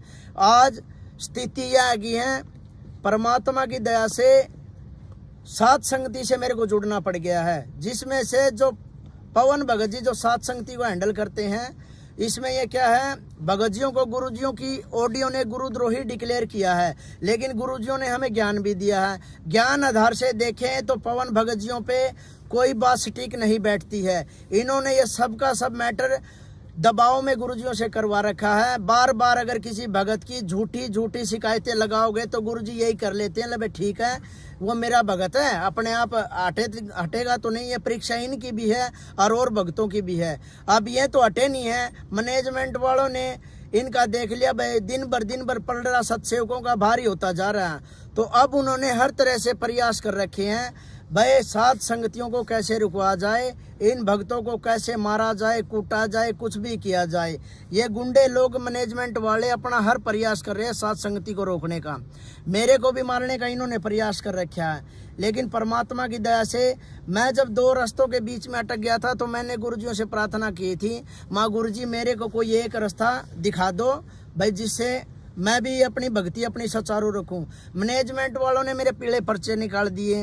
हरियाणा में जैसे जाट खाप ये पंचायतें होती हैं, जैसे किसी का गांव से हुक्का पानी बंद कर देते हैं, इन मैनेजमेंट वालों ने इसी तरीके से मेरा भी संगत में हुक्का पानी बंद कर दिया। दीपू को कोई भी अपने घर में नहीं आने देगा, ना दीपू से किसी प्रकार का कोई भी संपर्क नहीं रखेगा। अगर कोई उससे संपर्क रखेगा तो उसका नाम खंड हो जाएगा। देखो भक्तों, मैंने इसे क्या गुनाह कर दिया भाई, क्यों नाम खंड हो जाएगा? अगर मेरी 26 जनवरी को 9 एंट्री हुई थी, एक मेरे रिश्तेदार है जो अमरजीत है जो बडाला से है, वो गुरुजियों का शिष्य है, उस भगत ने मेरे साथ फोटो खिंचवा लिया था। उस भगत का फोटो के ऊपर भी इन्होंने नाम शुद्ध करवाया, बोले आपका नाम खंड हो गया, आपने दीपू का सहयोग किया है भाई, फोटो खिंचवा लिया। भक्तों ये क्या ड्रामा है, फोटो खिंचवाने से थोड़ी कोई नाम खंड हो जाता है, हैं? अब देखो इनकी ये क्या राजनीति है, कभी वोट के नाम पे ये खुद ही लोग तो बता रहे थे हमारे गुरुजी वोट बैंक की राजनीति से बहुत दूर है, ऐसे ऐसे राजाओं ने भक्ति के लिए राह छोड़ दिए हैं। फिर ये क्यों बीजेपी के कभी कांग्रेस के क्यों वोट डलवाते हैं? इन्होंने खुद मेरे को बोला दीपू नहीं वोट के चक्करों में नहीं रहना है। अब ये बोट भी डलवा रहे हैं, कभी दाने मांग रहे हैं, कभी कुछ मांग रहे हैं, सब कुछ ये कर रहे हैं। इनका पता नहीं अब क्या होगा क्या नहीं। लेकिन भक्तों मैं तो ये कह रहा हूँ, ज्ञान आधार से पवन भाई के वीडियो देखो और साथ संगति से जुड़ने की कोशिश करो। जैसा भी हो भाई, जैसा आपको सत्य लगे, सत्य की पहचान करो, साथ संगति से जुड़ो भक्तों। साथ संगति से जुड़ोगे तो हम सतलोक के लिए, परमात्मा के लिए घूम रहे हैं, या इन मैनेजमेंट वालों से बेनिफिट। मैनेजमेंट से जो भी भगत जुड़ा है, अपनी अपनी स्थिति अपने अंदर जाके देख लो, तुम्हारे घरों में कितने बेनिफिट है, कितने नुकसान है। कुछ भी नहीं है। हर भगत, मेरी हर भगत से बातें देख होती थी, हर भगत मैनेजमेंट के खिलाफ है, लेकिन वो नीचे ही नीचे है, क्योंकि ये पहले उसको काना कर देते हैं, उसको बोलने के लिए छोड़ते नहीं हैं। या तो वो भ्रष्ट होता है, या किसी माता या बहन के साथ में उसके गलत संपर्क मिलते हैं। हर प्रकार से युवा भक्तों का देख लो क्या हाल बनवा रखा है इन्होंने। वहाँ जैसे बहनें आती हैं, जो लड़कियाँ आती हैं, जो जिनसे पहन के आती है, जो वहाँ के युवा सेवादार हैं, आपसी में पर्ची पकड़ा देते हैं, चैटिंग चालू कर लेते हैं, कुछ ही दिनों में वो रमैनी कर लेते हैं। जो घर वालों को रिश्ता पसंद नहीं होता, कुछ ही दिनों में उनकी रमैनियाँ बिखर जाती हैं। अभी देख लो भक्तों कितनी रमैनियाँ हैं, जो भगत भाई झूठ बोल बोल के और रमैनियाँ कर लेते हैं, और वो बहनें अपने घरों पर बैठी हैं। वो भगत भाई ऐसे परेशान हुए घूम रहे हैं। लेकिन ये कौन करवा रहा है? ये मैनेजमेंट वाले करवा रहे हैं, ये सब का सब। इन्होंने ये ड्रामा रच रखा है। अब भक्तों समझने का मौका है, परमात्मा ने मेरे ऊपर दया की है। भक्तों आप भी है ना, साथ संगति से जुड़ने की कोशिश करो। साथ संगति वाले जितने भी भाई बहन हैं, ज्ञान आधार पे मेरे को बहुत अच्छे लगते हैं। जैसे शुरू में जब मैं गुरुजियों का ज्ञान सुन के जेल से बाहर आया था, तो मुझे किसी भी भगत में दोष दिखाई नहीं दे रहा था। मेरे को ये देखता था भाई दीपू सारे ही तेरे जैसे हैं। फिर दिन भर दिन भी इनके जैसे गुना ये उजागर होते गए, इनके ये जो कांड उजागर होते गए। कैसे ये भगत तारीखों पे आते हैं, ये मर जाते हैं, ये फांसी खा जाते हैं, ये कुछ भी कर जाते हैं। इनका सारा मैंने ड्रामा देखा। सार नाम तीसरा मंत्र, चौथा मंत्र लिया हुआ भगत भी इतनी घटिया से घटिया हरकत करता है। और हम भगत लोगों को बोलते हैं, अगर हमारी गलती से भी किसी भगत भाई की पवन से अगर बात हो जाती है फोन पे, तो ये हमें कहते हैं आपका नाम खंड हो गया है। मैनेजमेंट वाले इतने मुख्य सेवादार कितने हैं जो पवन के साथ 1-1 घंटा बात की हुई है, क्या उनके नाम खंड नहीं होते? हमें बेवकूफ बना रहे हैं ये लोग। भक्तों परमात्मा की दया से पवन की साथ संगति जो पवन ने परमात्मा के माध्यम से ये चला रखी है, इस पे विचार करो भक्तों, और परमात्मा की दया से साथ संगति में जुड़ने का प्रयास करो। और भक्तों सच्चाई से रूबरू हो। ये सतलोक आश्रम मैनेजमेंट जो अपना रवैया जो भक्तों में अपना रहे हैं ना, ये बहुत ही गलत है। और ये आगे जाके आप भी देख लियो, आज हमारे साथ गलत हो रहा है, कल आपके साथ भी होगा। होगा कब? जिस दिन आप परमात्मा की तरह सत्य के लिए आवाज उठाओगे, उसी दिन देख लियो आपको क्या इनाम मिलेगा। इनाम सत्य के लिए तो हमारे गुरुजी जेल में बैठे हैं, और सत्य के लिए हम ही चल रहे हैं, और सत्य के लिए चल रहे हैं। मैंने भी अब सत्य के लिए आवाज उठाई थी। मेरे को 15,000 रुपये आश्रम में सेवा मिल रही थी, खाना पीना मेरा फ्री था। मैं मान ले संगत में आश्रम में मान ले 40,000 के करीब वहाँ मेरा खर्चा था मान लो। अब ये देखो मेरे बच्चे भी वहाँ रह रहे थे। अब ये देखो भक्तों ने मेरे को बताया कि दीपू ये सब गलत कर रहे हैं, तो मैंने यही कहा था भाई मैं तो स्टैंड ले लूँगा, गलत कर रहे हैं, मैंने कोई दिक्कत वाली बात को नहीं। मैं 15,000 की या नौकरी भी छोड़ दूंगा जो यहाँ सेवा मिली है, और आगे बताओ क्या है। नुबला देख ले ये मैटर उन्होंने सारी बताई। हर भगत ने अपनी अपनी कहानी बताई। एक वहाँ कल्लू भगत था, ममंगा भगत जी आपका ये पैर में क्या लगी? भले मैं मुंड का आश्रम में था, कोई देशराज भगत था, उसने रिवॉल्वर से मेरे पैर पर गोली मार दी। मगर भगत ने गोली मार दी। नुबला भगत का वो 1 नंबर का गुंडा है, वो मैनेजमेंट के वर्ल्ड कोऑर्डिनेटर है वो, और कोई महेंद्र में है, हाँ, जो दिल्ली की साथ संगति रुकवाने आया। जो महेंद्र भगोड़े का कोई रिलेटिव पड़ता, वो रिश्तेदार है, बुआ का लड़का है। ये सारे रिश्तेदार मिलके गुंडागर्दी करते हैं। फिर मैं कहा भगत जी आपको गोली मारी तो आपने मुकदमा करना चाहिए था। नुबले भगत जी क्या मुकदमा करते, परमात्मा की दया से आश्रम में परमानेंट सेवादार हैं। ये लोग बोले भला गुरुजियों की बेइज्जती हो जाएगी। अरे मैं कहा गुरुजियों की बेइज्जती के तन दारू थोड़ी बेचनी थी, तेरा गोली मार रखी है पैर में, केस कर तू, भगत गोली थोड़ी मारेगा आश्रम में। नु बोले मेरे तो ये मार दी। नु बोले भगत जी बस घर से परमानेंट चल के आ रहे हैं, हर परमात्मा की सेवा में आ रहे हैं। अगर बोले ये हॉस्पिटल में ले गए थे, हॉस्पिटल में ले जाने के बाद में पुलिस, वो हॉस्पिटल वाले बोले ये पुलिस केस है, तो फिर इन्होंने हॉस्पिटल से मेरे को एडमिट नहीं करवाया। इनने जो भी फिर कोई ट्रीटमेंट मेरे को दिलाया वो मेरा आश्रम में किया। फिर मैं समझ गया हम भक्तों को भी गोली मार देते हैं, बोले भक्तों को तो पता नहीं क्या क्या कर देते हैं। इतनी माता बहनें हैं जिनके साथ बलात्कार हुआ, भगत भाइयों को गोली मार दी। लठ वाले तो उदाहरण बहुत हैं, लठ तो मन ने भी कई भक्ता का, जगत वाले का मार रखे हैं, भक्ता का भी मार दिए है। इनका कहना पे हर तरह की इनने बुराई करवा रखी है। तो भक्तों जागने का मौका है। एक भगत ने और बताया था, बोले दीपू मन ने भी परमात्मा से है ना बरवाड़ा आश्रम में सेवा मांगी थी। गुरु जी मैं आपके नज़दीक रहना चाहूँ, परमात्मा दया करो मेरे को गनमैन की सेवा दे दो। तो गुरुजियों ने यही बताया था कि बेटा अगर आपको भगत बनना है तो जाके नाली साफ कर ले, और जोन से ये गनमैन की सेवा ले रहे हैं ना, ये तो मेरा चीचड़ लग रहे हैं, भला मेरा सारा खून पी गए। उस भगत ने कान पकड़ लिए थे, भला गुरुजी मैं तो नाली साफ कर लूँगा, और अपना फिर वो भगत आ गया सत्साहिब करके। तो भगतों देख लो, जो ये गुरुजियों के बाहर को ये गनमैन जो हमें दिख रहे हैं सिक्योरिटी गार्ड है, इन्होंने तो ये देख लो गुरुजियों का अपहरण कर रखा है हैं। और इनसे ये बचना हमें ये लग रहा है हमारे भगत भाई है, क्यों किसी गरीब भगत की प्रार्थना नहीं पहुंचती गुरुजियों के पास में, बीच में ही रह जाती है, महीनों चक्कर कटवाते हैं। अभी मेरे को गुरुजियों से प्रार्थना लगाई थी, 60,000 रुपए की मेरे को जरूरत थी, मैंने प्रार्थना लगवा दी। इन्होंने 8 दिन तक मेरा बेवकूफ़ बना के रखा, और मेरे को कोर्ट में 60,000 रुपये भरने थे, 49,200 भरने थे, पर मैंने 60,000 मांगे थे। इन्होंने 8 दिन तक मेरा बेवकूफ़ बनाया। आश्रम के सेवादार जो भी मेरे को मिलता था ये कह रहा था, भले दीपू ये देख व्हाट्सएप पे वो अपना दिखा रहे थे मैसेज, भले 2-2 महीने से हमारी प्रार्थना लगी है, इतने आपसे कम पैसों की लगी है और हमें ज़रूरत है। वो सैलरी सेवादार थे। फिर मैं कहा आपको मिले क्यों नहीं, भले पता नहीं, जवाब ही नहीं देते हैं मुँह से। मैं कहा जवाब तो इन्हें देना चाहिए, आप इनसे थोड़ी मांग रहे हो, आप तो गुरुजियों से मांग रहे हो, गुरुजियों के भगत है, आप तो अपना भगवान पर चाहे कुछ भी मांगो। नो बोले फिर क्या करें भगत जी मजबूर हैं। फिर मैं कहा मन 60,000 रुपये चाहिए, बोले तेरे को मिले तो नहीं गए। मैं कहा मैं तो लेके दिखाऊंगा, परमात्मा का दौर में मेरी प्रार्थना भेज करूँगा, भले ये भेजा को नहीं।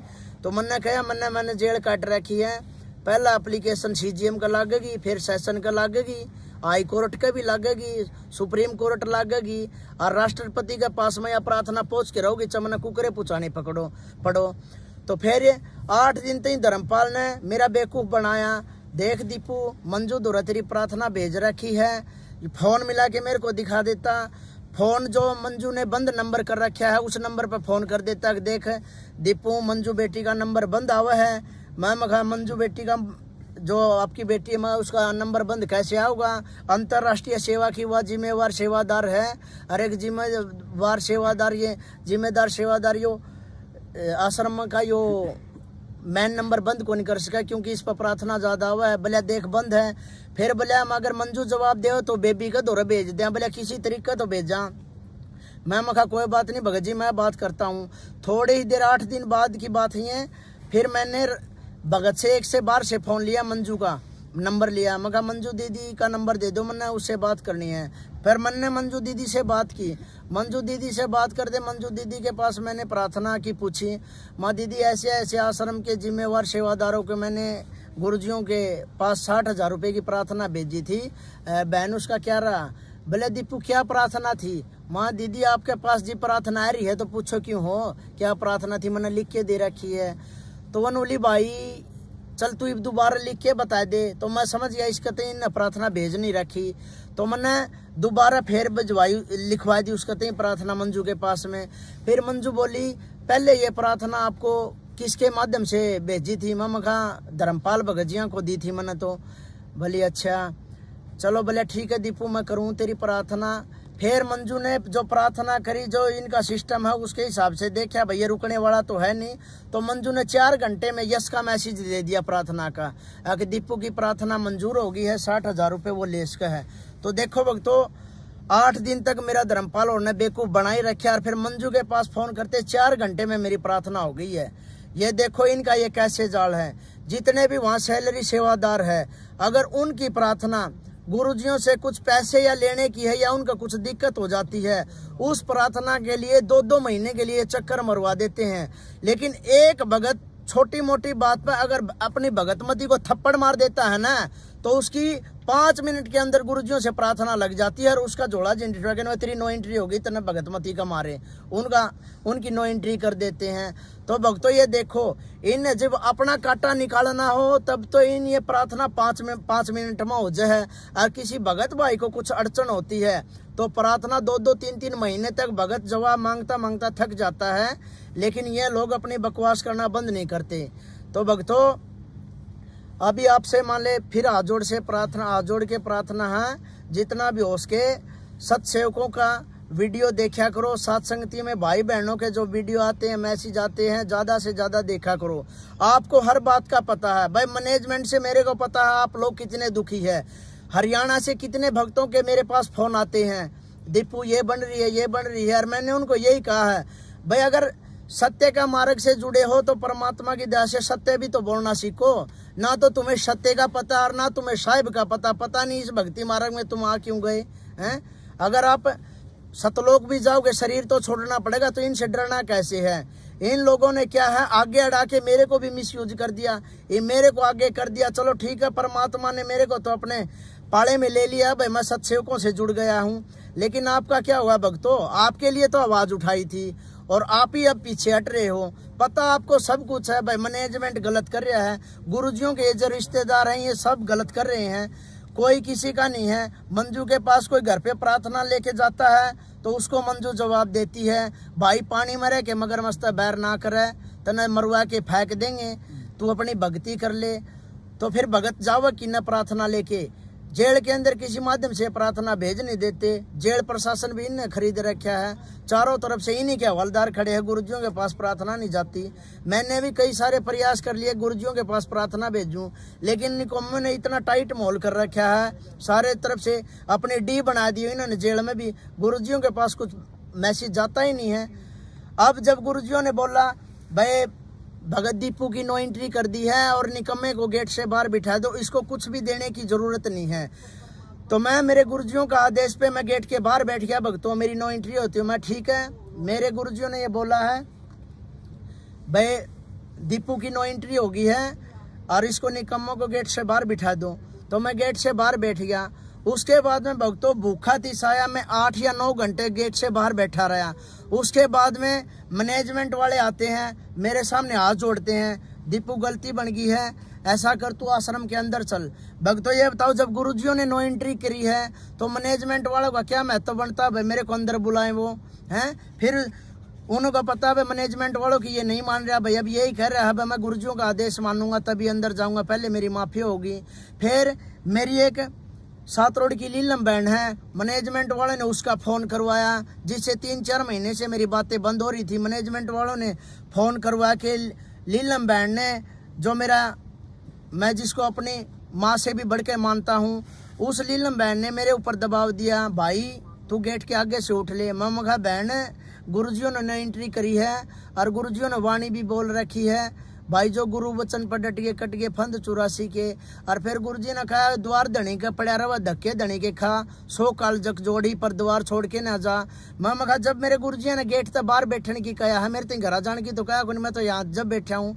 फिर बोले यहाँ गुरुजियों की बेइज्जती हो तू गेट आगे बैठा। मैं कहा मेरी के को पहली बार थोड़ी हुई है और भक्ता की भी नो एंट्री हुई है। मैं कहा मेरी कोई बेइज्जती को नहीं होती, ना गुरुजिया की होती। गुरुजिया ने सत्संग में बताया है संत और भगत की इज्जत बेइज्जती होती है को नहीं।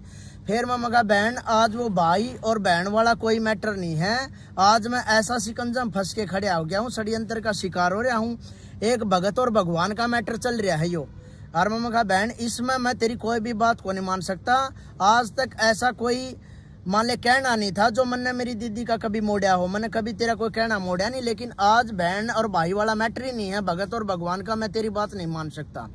फिर कुछ देर बाद गुरुजियों के बड़े लड़के का फोन आता है, जो वीरेंद्र है या पता नहीं नरेंद्र, क्या नाम है उनका, वीरेंद्र का फोन आता है। वो कहता है मैनेजमेंट वाले आते हैं मेरे से बात करवाते हैं, भाई वीरेंद्र का फोन है। हाँ वीरेंद्र भगत जी सत्साई वीरेंद्र से करी। वीरेंद्र बोला दीपू अच्छा ज्ञान समझ में आ गया था, भक्ति तो तू जुड़ गया था, ये भी उतने के करके खड़ा हो गया, लफड़ा के है वहाँ कुछ नहीं भगत जी। मंजू दीदी तो प्रार्थना लगवाई थी, उसने करवा दिया ये सारा सिस्टम, भले उसको भी समझाया है। फिर मम्मा का समझाया तो ये मेरी नो एंट्री हो रही है, मेरे गुरुजी मना माफ़ करेंगे जी, मैं अंदर चला जाऊँगा। नुबले कोई बात को नहीं, गुरुजी तने माफ़ भी कर देंगे, लेकिन अब तेरे को मैं बोल रहा हूँ तू आश्रम के अंदर चला जा। भाई मैं कह रहा हूँ कोई मैनेजमेंट वाला तेरे को कुछ नहीं बोलेगा। मैं मगा भगत जी आप मेरे गुरु थोड़ी हो, आप तो मेरे नॉर्मल से भगत भाई हो, मैं आपका आदेश कुकर मानूं, मानना आदेश गुरु जी का चाहिए। अरे भले मैं भी तो कुछ होगा, मगर मेरी नज़र में तो कुछ भी को नहीं। हाँ मनने तो मेरे गुरु जी का आदेश चाहिए। और पूरी क्या कह रहा था, बोले मरवा के छोड़ दिया। हाँ जेल में एक भगत था, वो जगत था बलवान जुलेड़े का, वह पूछा थोड़ा चकिया मेरा भले के करवा दिया, भले कि में नहीं बुढ़ा दिमाग खराब हो रहा, हम और फंसवा के घेर दिया। कौन बोला? हाँ, ये जो गुरुजियों का बड़ा लड़का है। अब ये जो जितनी भी बात वहाँ बोलते थे वो जगत वाले, हम कह दी भाई बात तो करते ही थे, जब तक तो मैं शरण में ही नहीं आया था गुरुजियों का है। इसी घटिया सतर की ये बातें करते थे।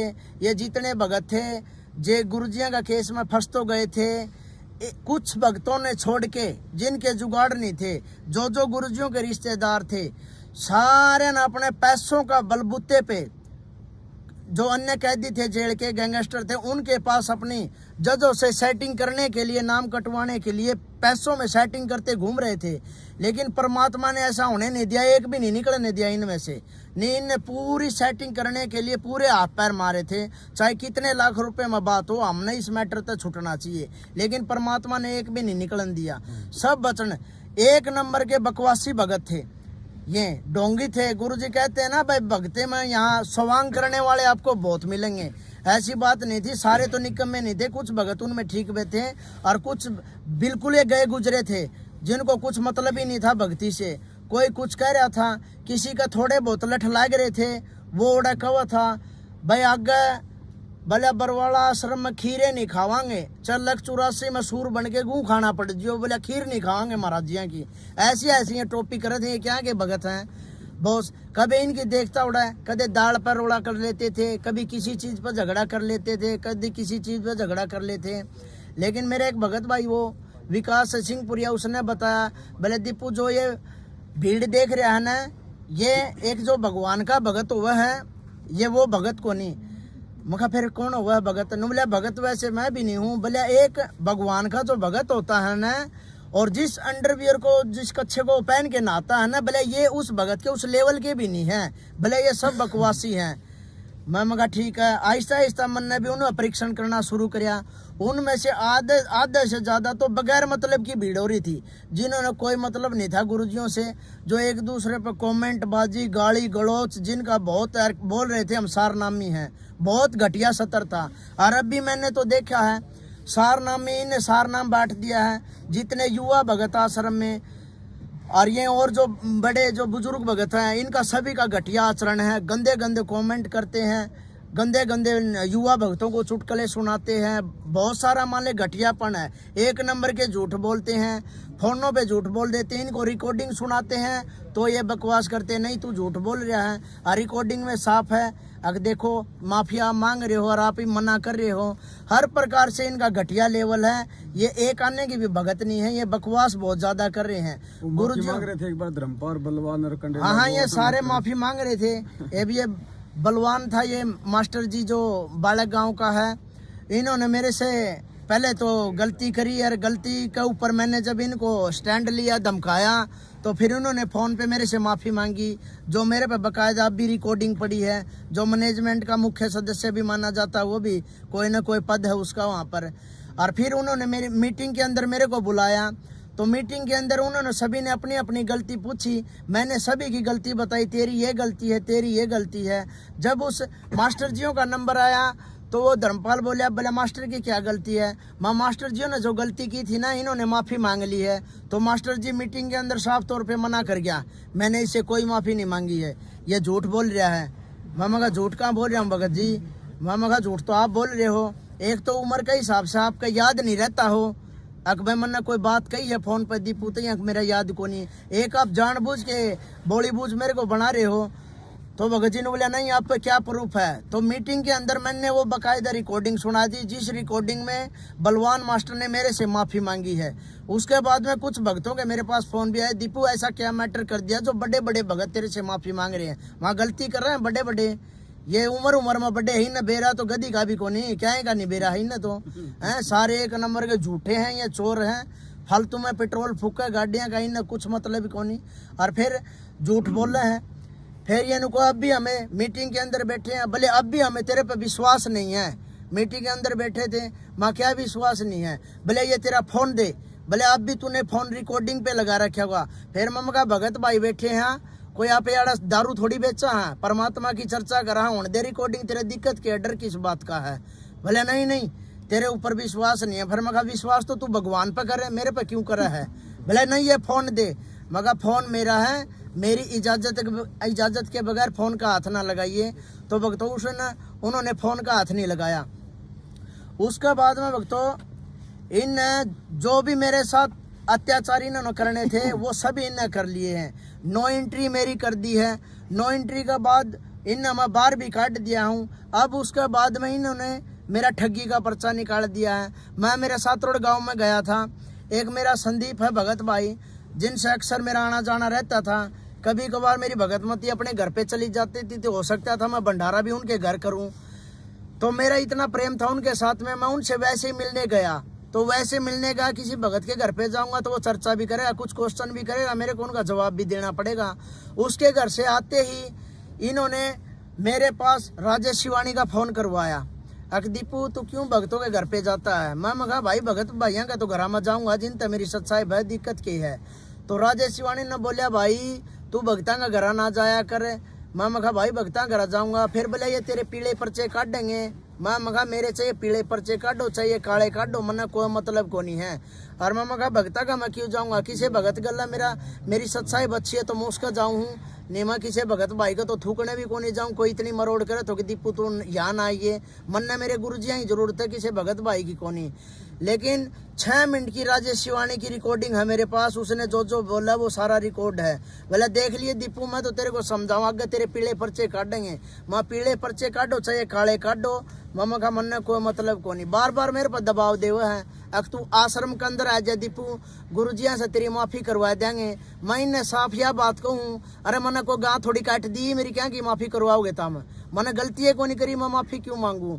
भले तू आश्रम में आ जा, मैं कहा ना तो किसी नामदान सेंटर पाऊँ और ना किसी आश्रम में आऊँ, जब तक मेरे गुरुजी जेल से बाहर आके कहीं पृथ्वी पे आके आसन ग्रहण नहीं करते ना, इतने जीते जी दीपू कभी नहीं आऊगा।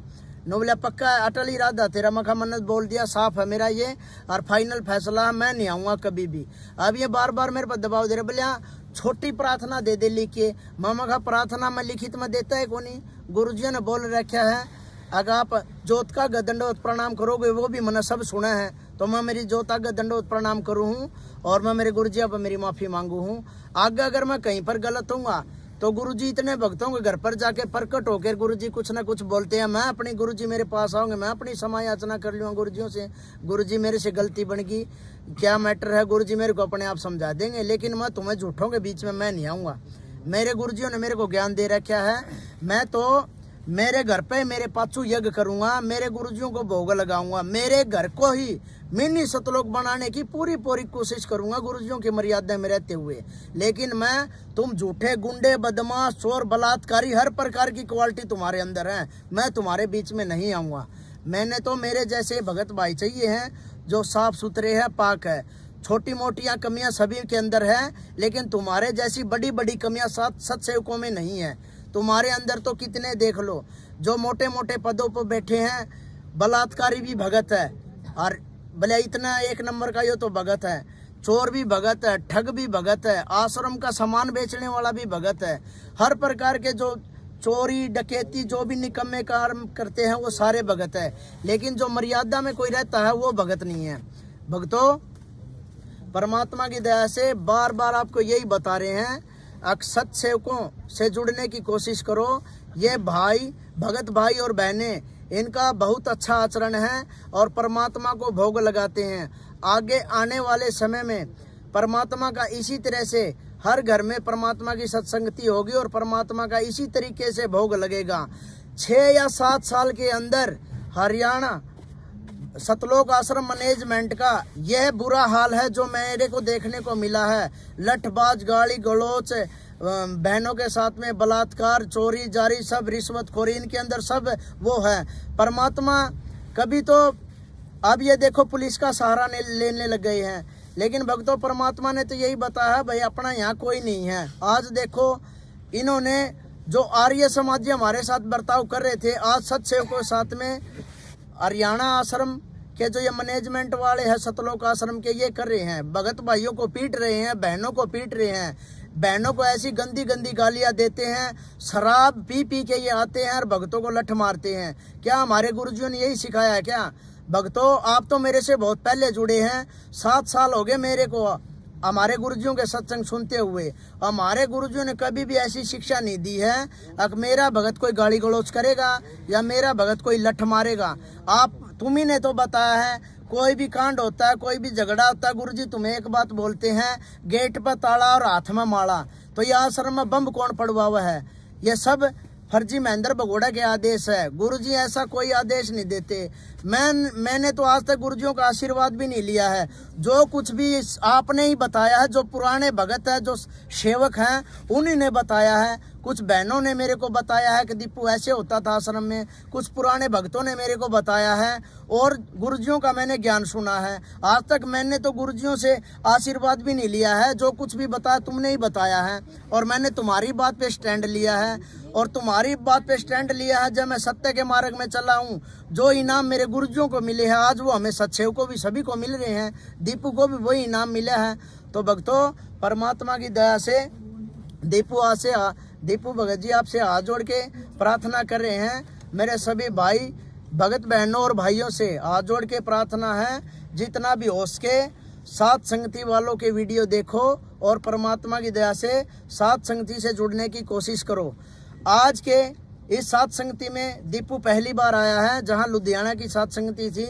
मुझे यहां आने के बाद बहुत अच्छा महसूस हुआ है और परमात्मा की दया से आज जो मैं वीडियो में जो भी बोल रहा हूं वो मुझे आज खुद को भी ऐसा लग रहा है भाई जैसे कई सारी बातें रह गई है जो आपके सामने पेश करनी थी, लेकिन परमात्मा की दया से आज मैं बोलने में थोड़ा बहुत हिचकिचा रहा हूँ। कुछ पॉइंट जो मैंने बोलने थे वो मेरे से बोले नहीं गए हैं। परमात्मा की दया से आगे से संघर्ष जारी रहेगा और आगे अच्छी तरह से जो जो सच्चाई होगी आश्रमों की, इन भक्तों की जो भक्तों को स्वांग किए हुए हैं, इनकी सारी सच्चाई आपके सामने उजागर करूंगा, जिसका परिणाम मेरी मृत्यु तक भी हो सकता है। लेकिन मैं मेरे भगत भाइयों को जगाने के लिए अपनी कुर्बानी देने के लिए तैयार हूं। परमात्मा की दया से जितने भी मेरे भगत भाई हैं सभी को सच्चाई से परिचित कराऊंगा और इन घटिया गुंडे और बदमाशों से और इनकी सारी हरकतें मैं आपको बताऊंगा। ऐसा सतलोक आश्रम मैनेजमेंट का कोई भी गुंडा या बदमाश ऐसा नहीं है कि कोई बंदी छोड़ सतगुरुदेव रामपाल जी महाराज का भगत को कोई डरा सके या धमका सके। अगर कोई भगत परमात्मा का भगत है तो वो बिल्कुल नहीं डरेगा, और वैसे डरने वाले बहुत है लेकिन वो भक्तों की गिनती में भी नहीं आते हैं। तो परमात्मा की दया से भक्तों आज दास सिर्फ इतना ही बोलेगा। आगे परमात्मा की दया से आज मैं थोड़ा पहली बार कैमरे के सामने आया हूँ, थोड़ा हिचकिचा रहा हूँ, लेकिन आगे वाली वीडियो में आपको साफ तौर पर इनकी सारी सच्चाई बताऊंगा। जो अभी तक जो मेरे पास और भी पेंडिंग बातें हैं, जो प्रूफ है, हर प्रकार की मैं आपके सामने पेश करूंगा। सत साहिब छोड़ सतगुरु रामपाल जी भगवान की जय हो।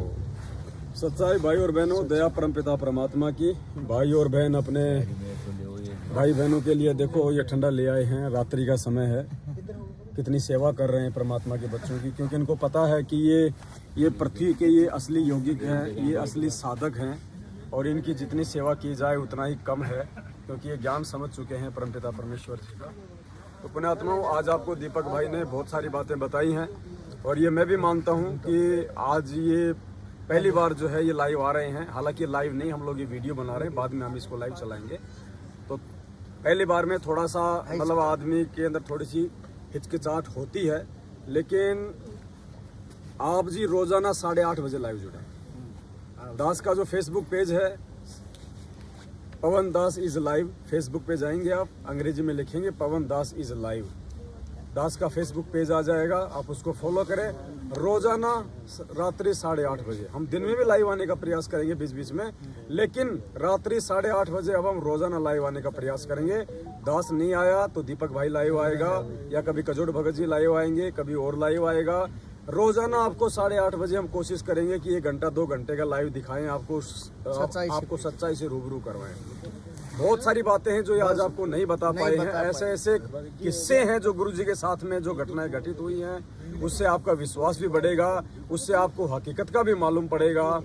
जैसे कि आपको दीपक भाई ने बताया कि गुरुदेव का जो बड़ा लड़का वीरेंद्र जो कि जेल में है, हालांकि अब हो सकता है जमानत करा के वो बाहर होगा अभी, शायद।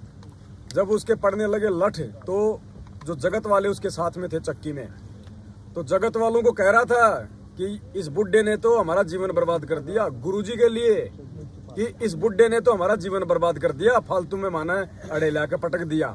और 2006 वो अखबार की कटिंग आज भी रखी है हमारे पास, तारीख पर जब करोता कांड हुआ था 2006 में, ये मनोज, ये वीरेंद्र, ये गुरुजी की पत्नी, ये उनके अखबारों में स्टेटमेंट आए थे कि हमारे को मुंह दिखाने के लायक नहीं छोड़ा इसने, ये बन गया मोटा। आज ये तुम्हारे लिए ब्रह्मा विष्णु महेश बन रहे हैं सिर्फ तुम्हारी अज्ञानता के चलते, तुम्हारी नालायकी के चलते। तुम लाल और लालड़ी की पहचान नहीं कर पा रहे, और ये लाल और लालड़ी की पहचान करवाने के लिए परमात्मा ने ज्ञान दिया है, 7 संगतियां दी हैं।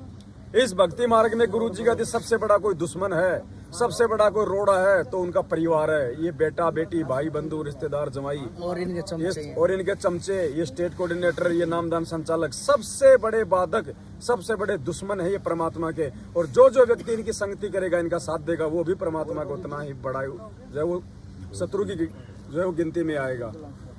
तो आज ये 7 संगति लुधियाना की जो परमपिता परमेश्वर जी ने सफल करवाई है, और दिल्ली में आज क्या हो आप सभी भाई बहनों को अच्छे से पता है। इन गुंडों ने वहाँ की अपनी जो गुंडई हरकतें की हैं, देखना पुण्यात्माओं आने वाले समय में क्या होगा। जिन आत्माओं को आज ये जो रुला रहे हैं ना, ये पृथ्वी पे वो यौगिक हैं, वो असली साधक हैं, जो परमात्मा ने आज से पहले जिन जिन आत्माओं को अपनी शरण में लिया, मीरा, धन्ना, पता नहीं कौन कौन सी आत्माएं, ये सब 7 संगतियों से जुड़े हुए हैं। इन आत्माओं को यदि कोई रुलाएगा, पुण्यात्माओं क्या हसर होगा उसके साथ में, हम उसका मतलब वर्णन नहीं कर सकते। ये लोग अपने पतन की तरफ जा रहे हैं, और तुम भी मरोगे इनके पीछे बेवजह। नोट कर लो, अगर समय रहते तुम लोगों ने इनका साथ नहीं छोड़ा, इनकी कुसंगति नहीं छोड़ी, तुम्हारी भी वो दुर्गति होगी जो सुखदेव की हुई थी। तो भाई बहन बैठे हुए हैं, और कोई भाई बहन कुछ बोलना चाहे, कुछ बताना चाहे परमात्मा की दया से।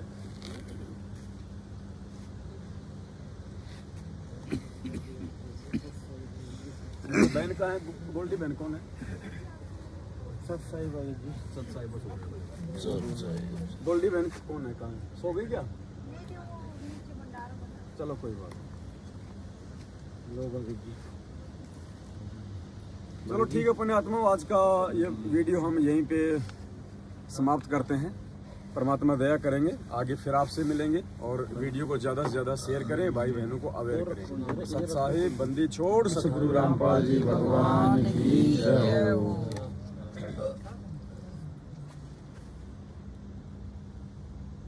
लाइव आएंगे, जो सारी बात तो अभी पेंडिंग रहेगी, वो तो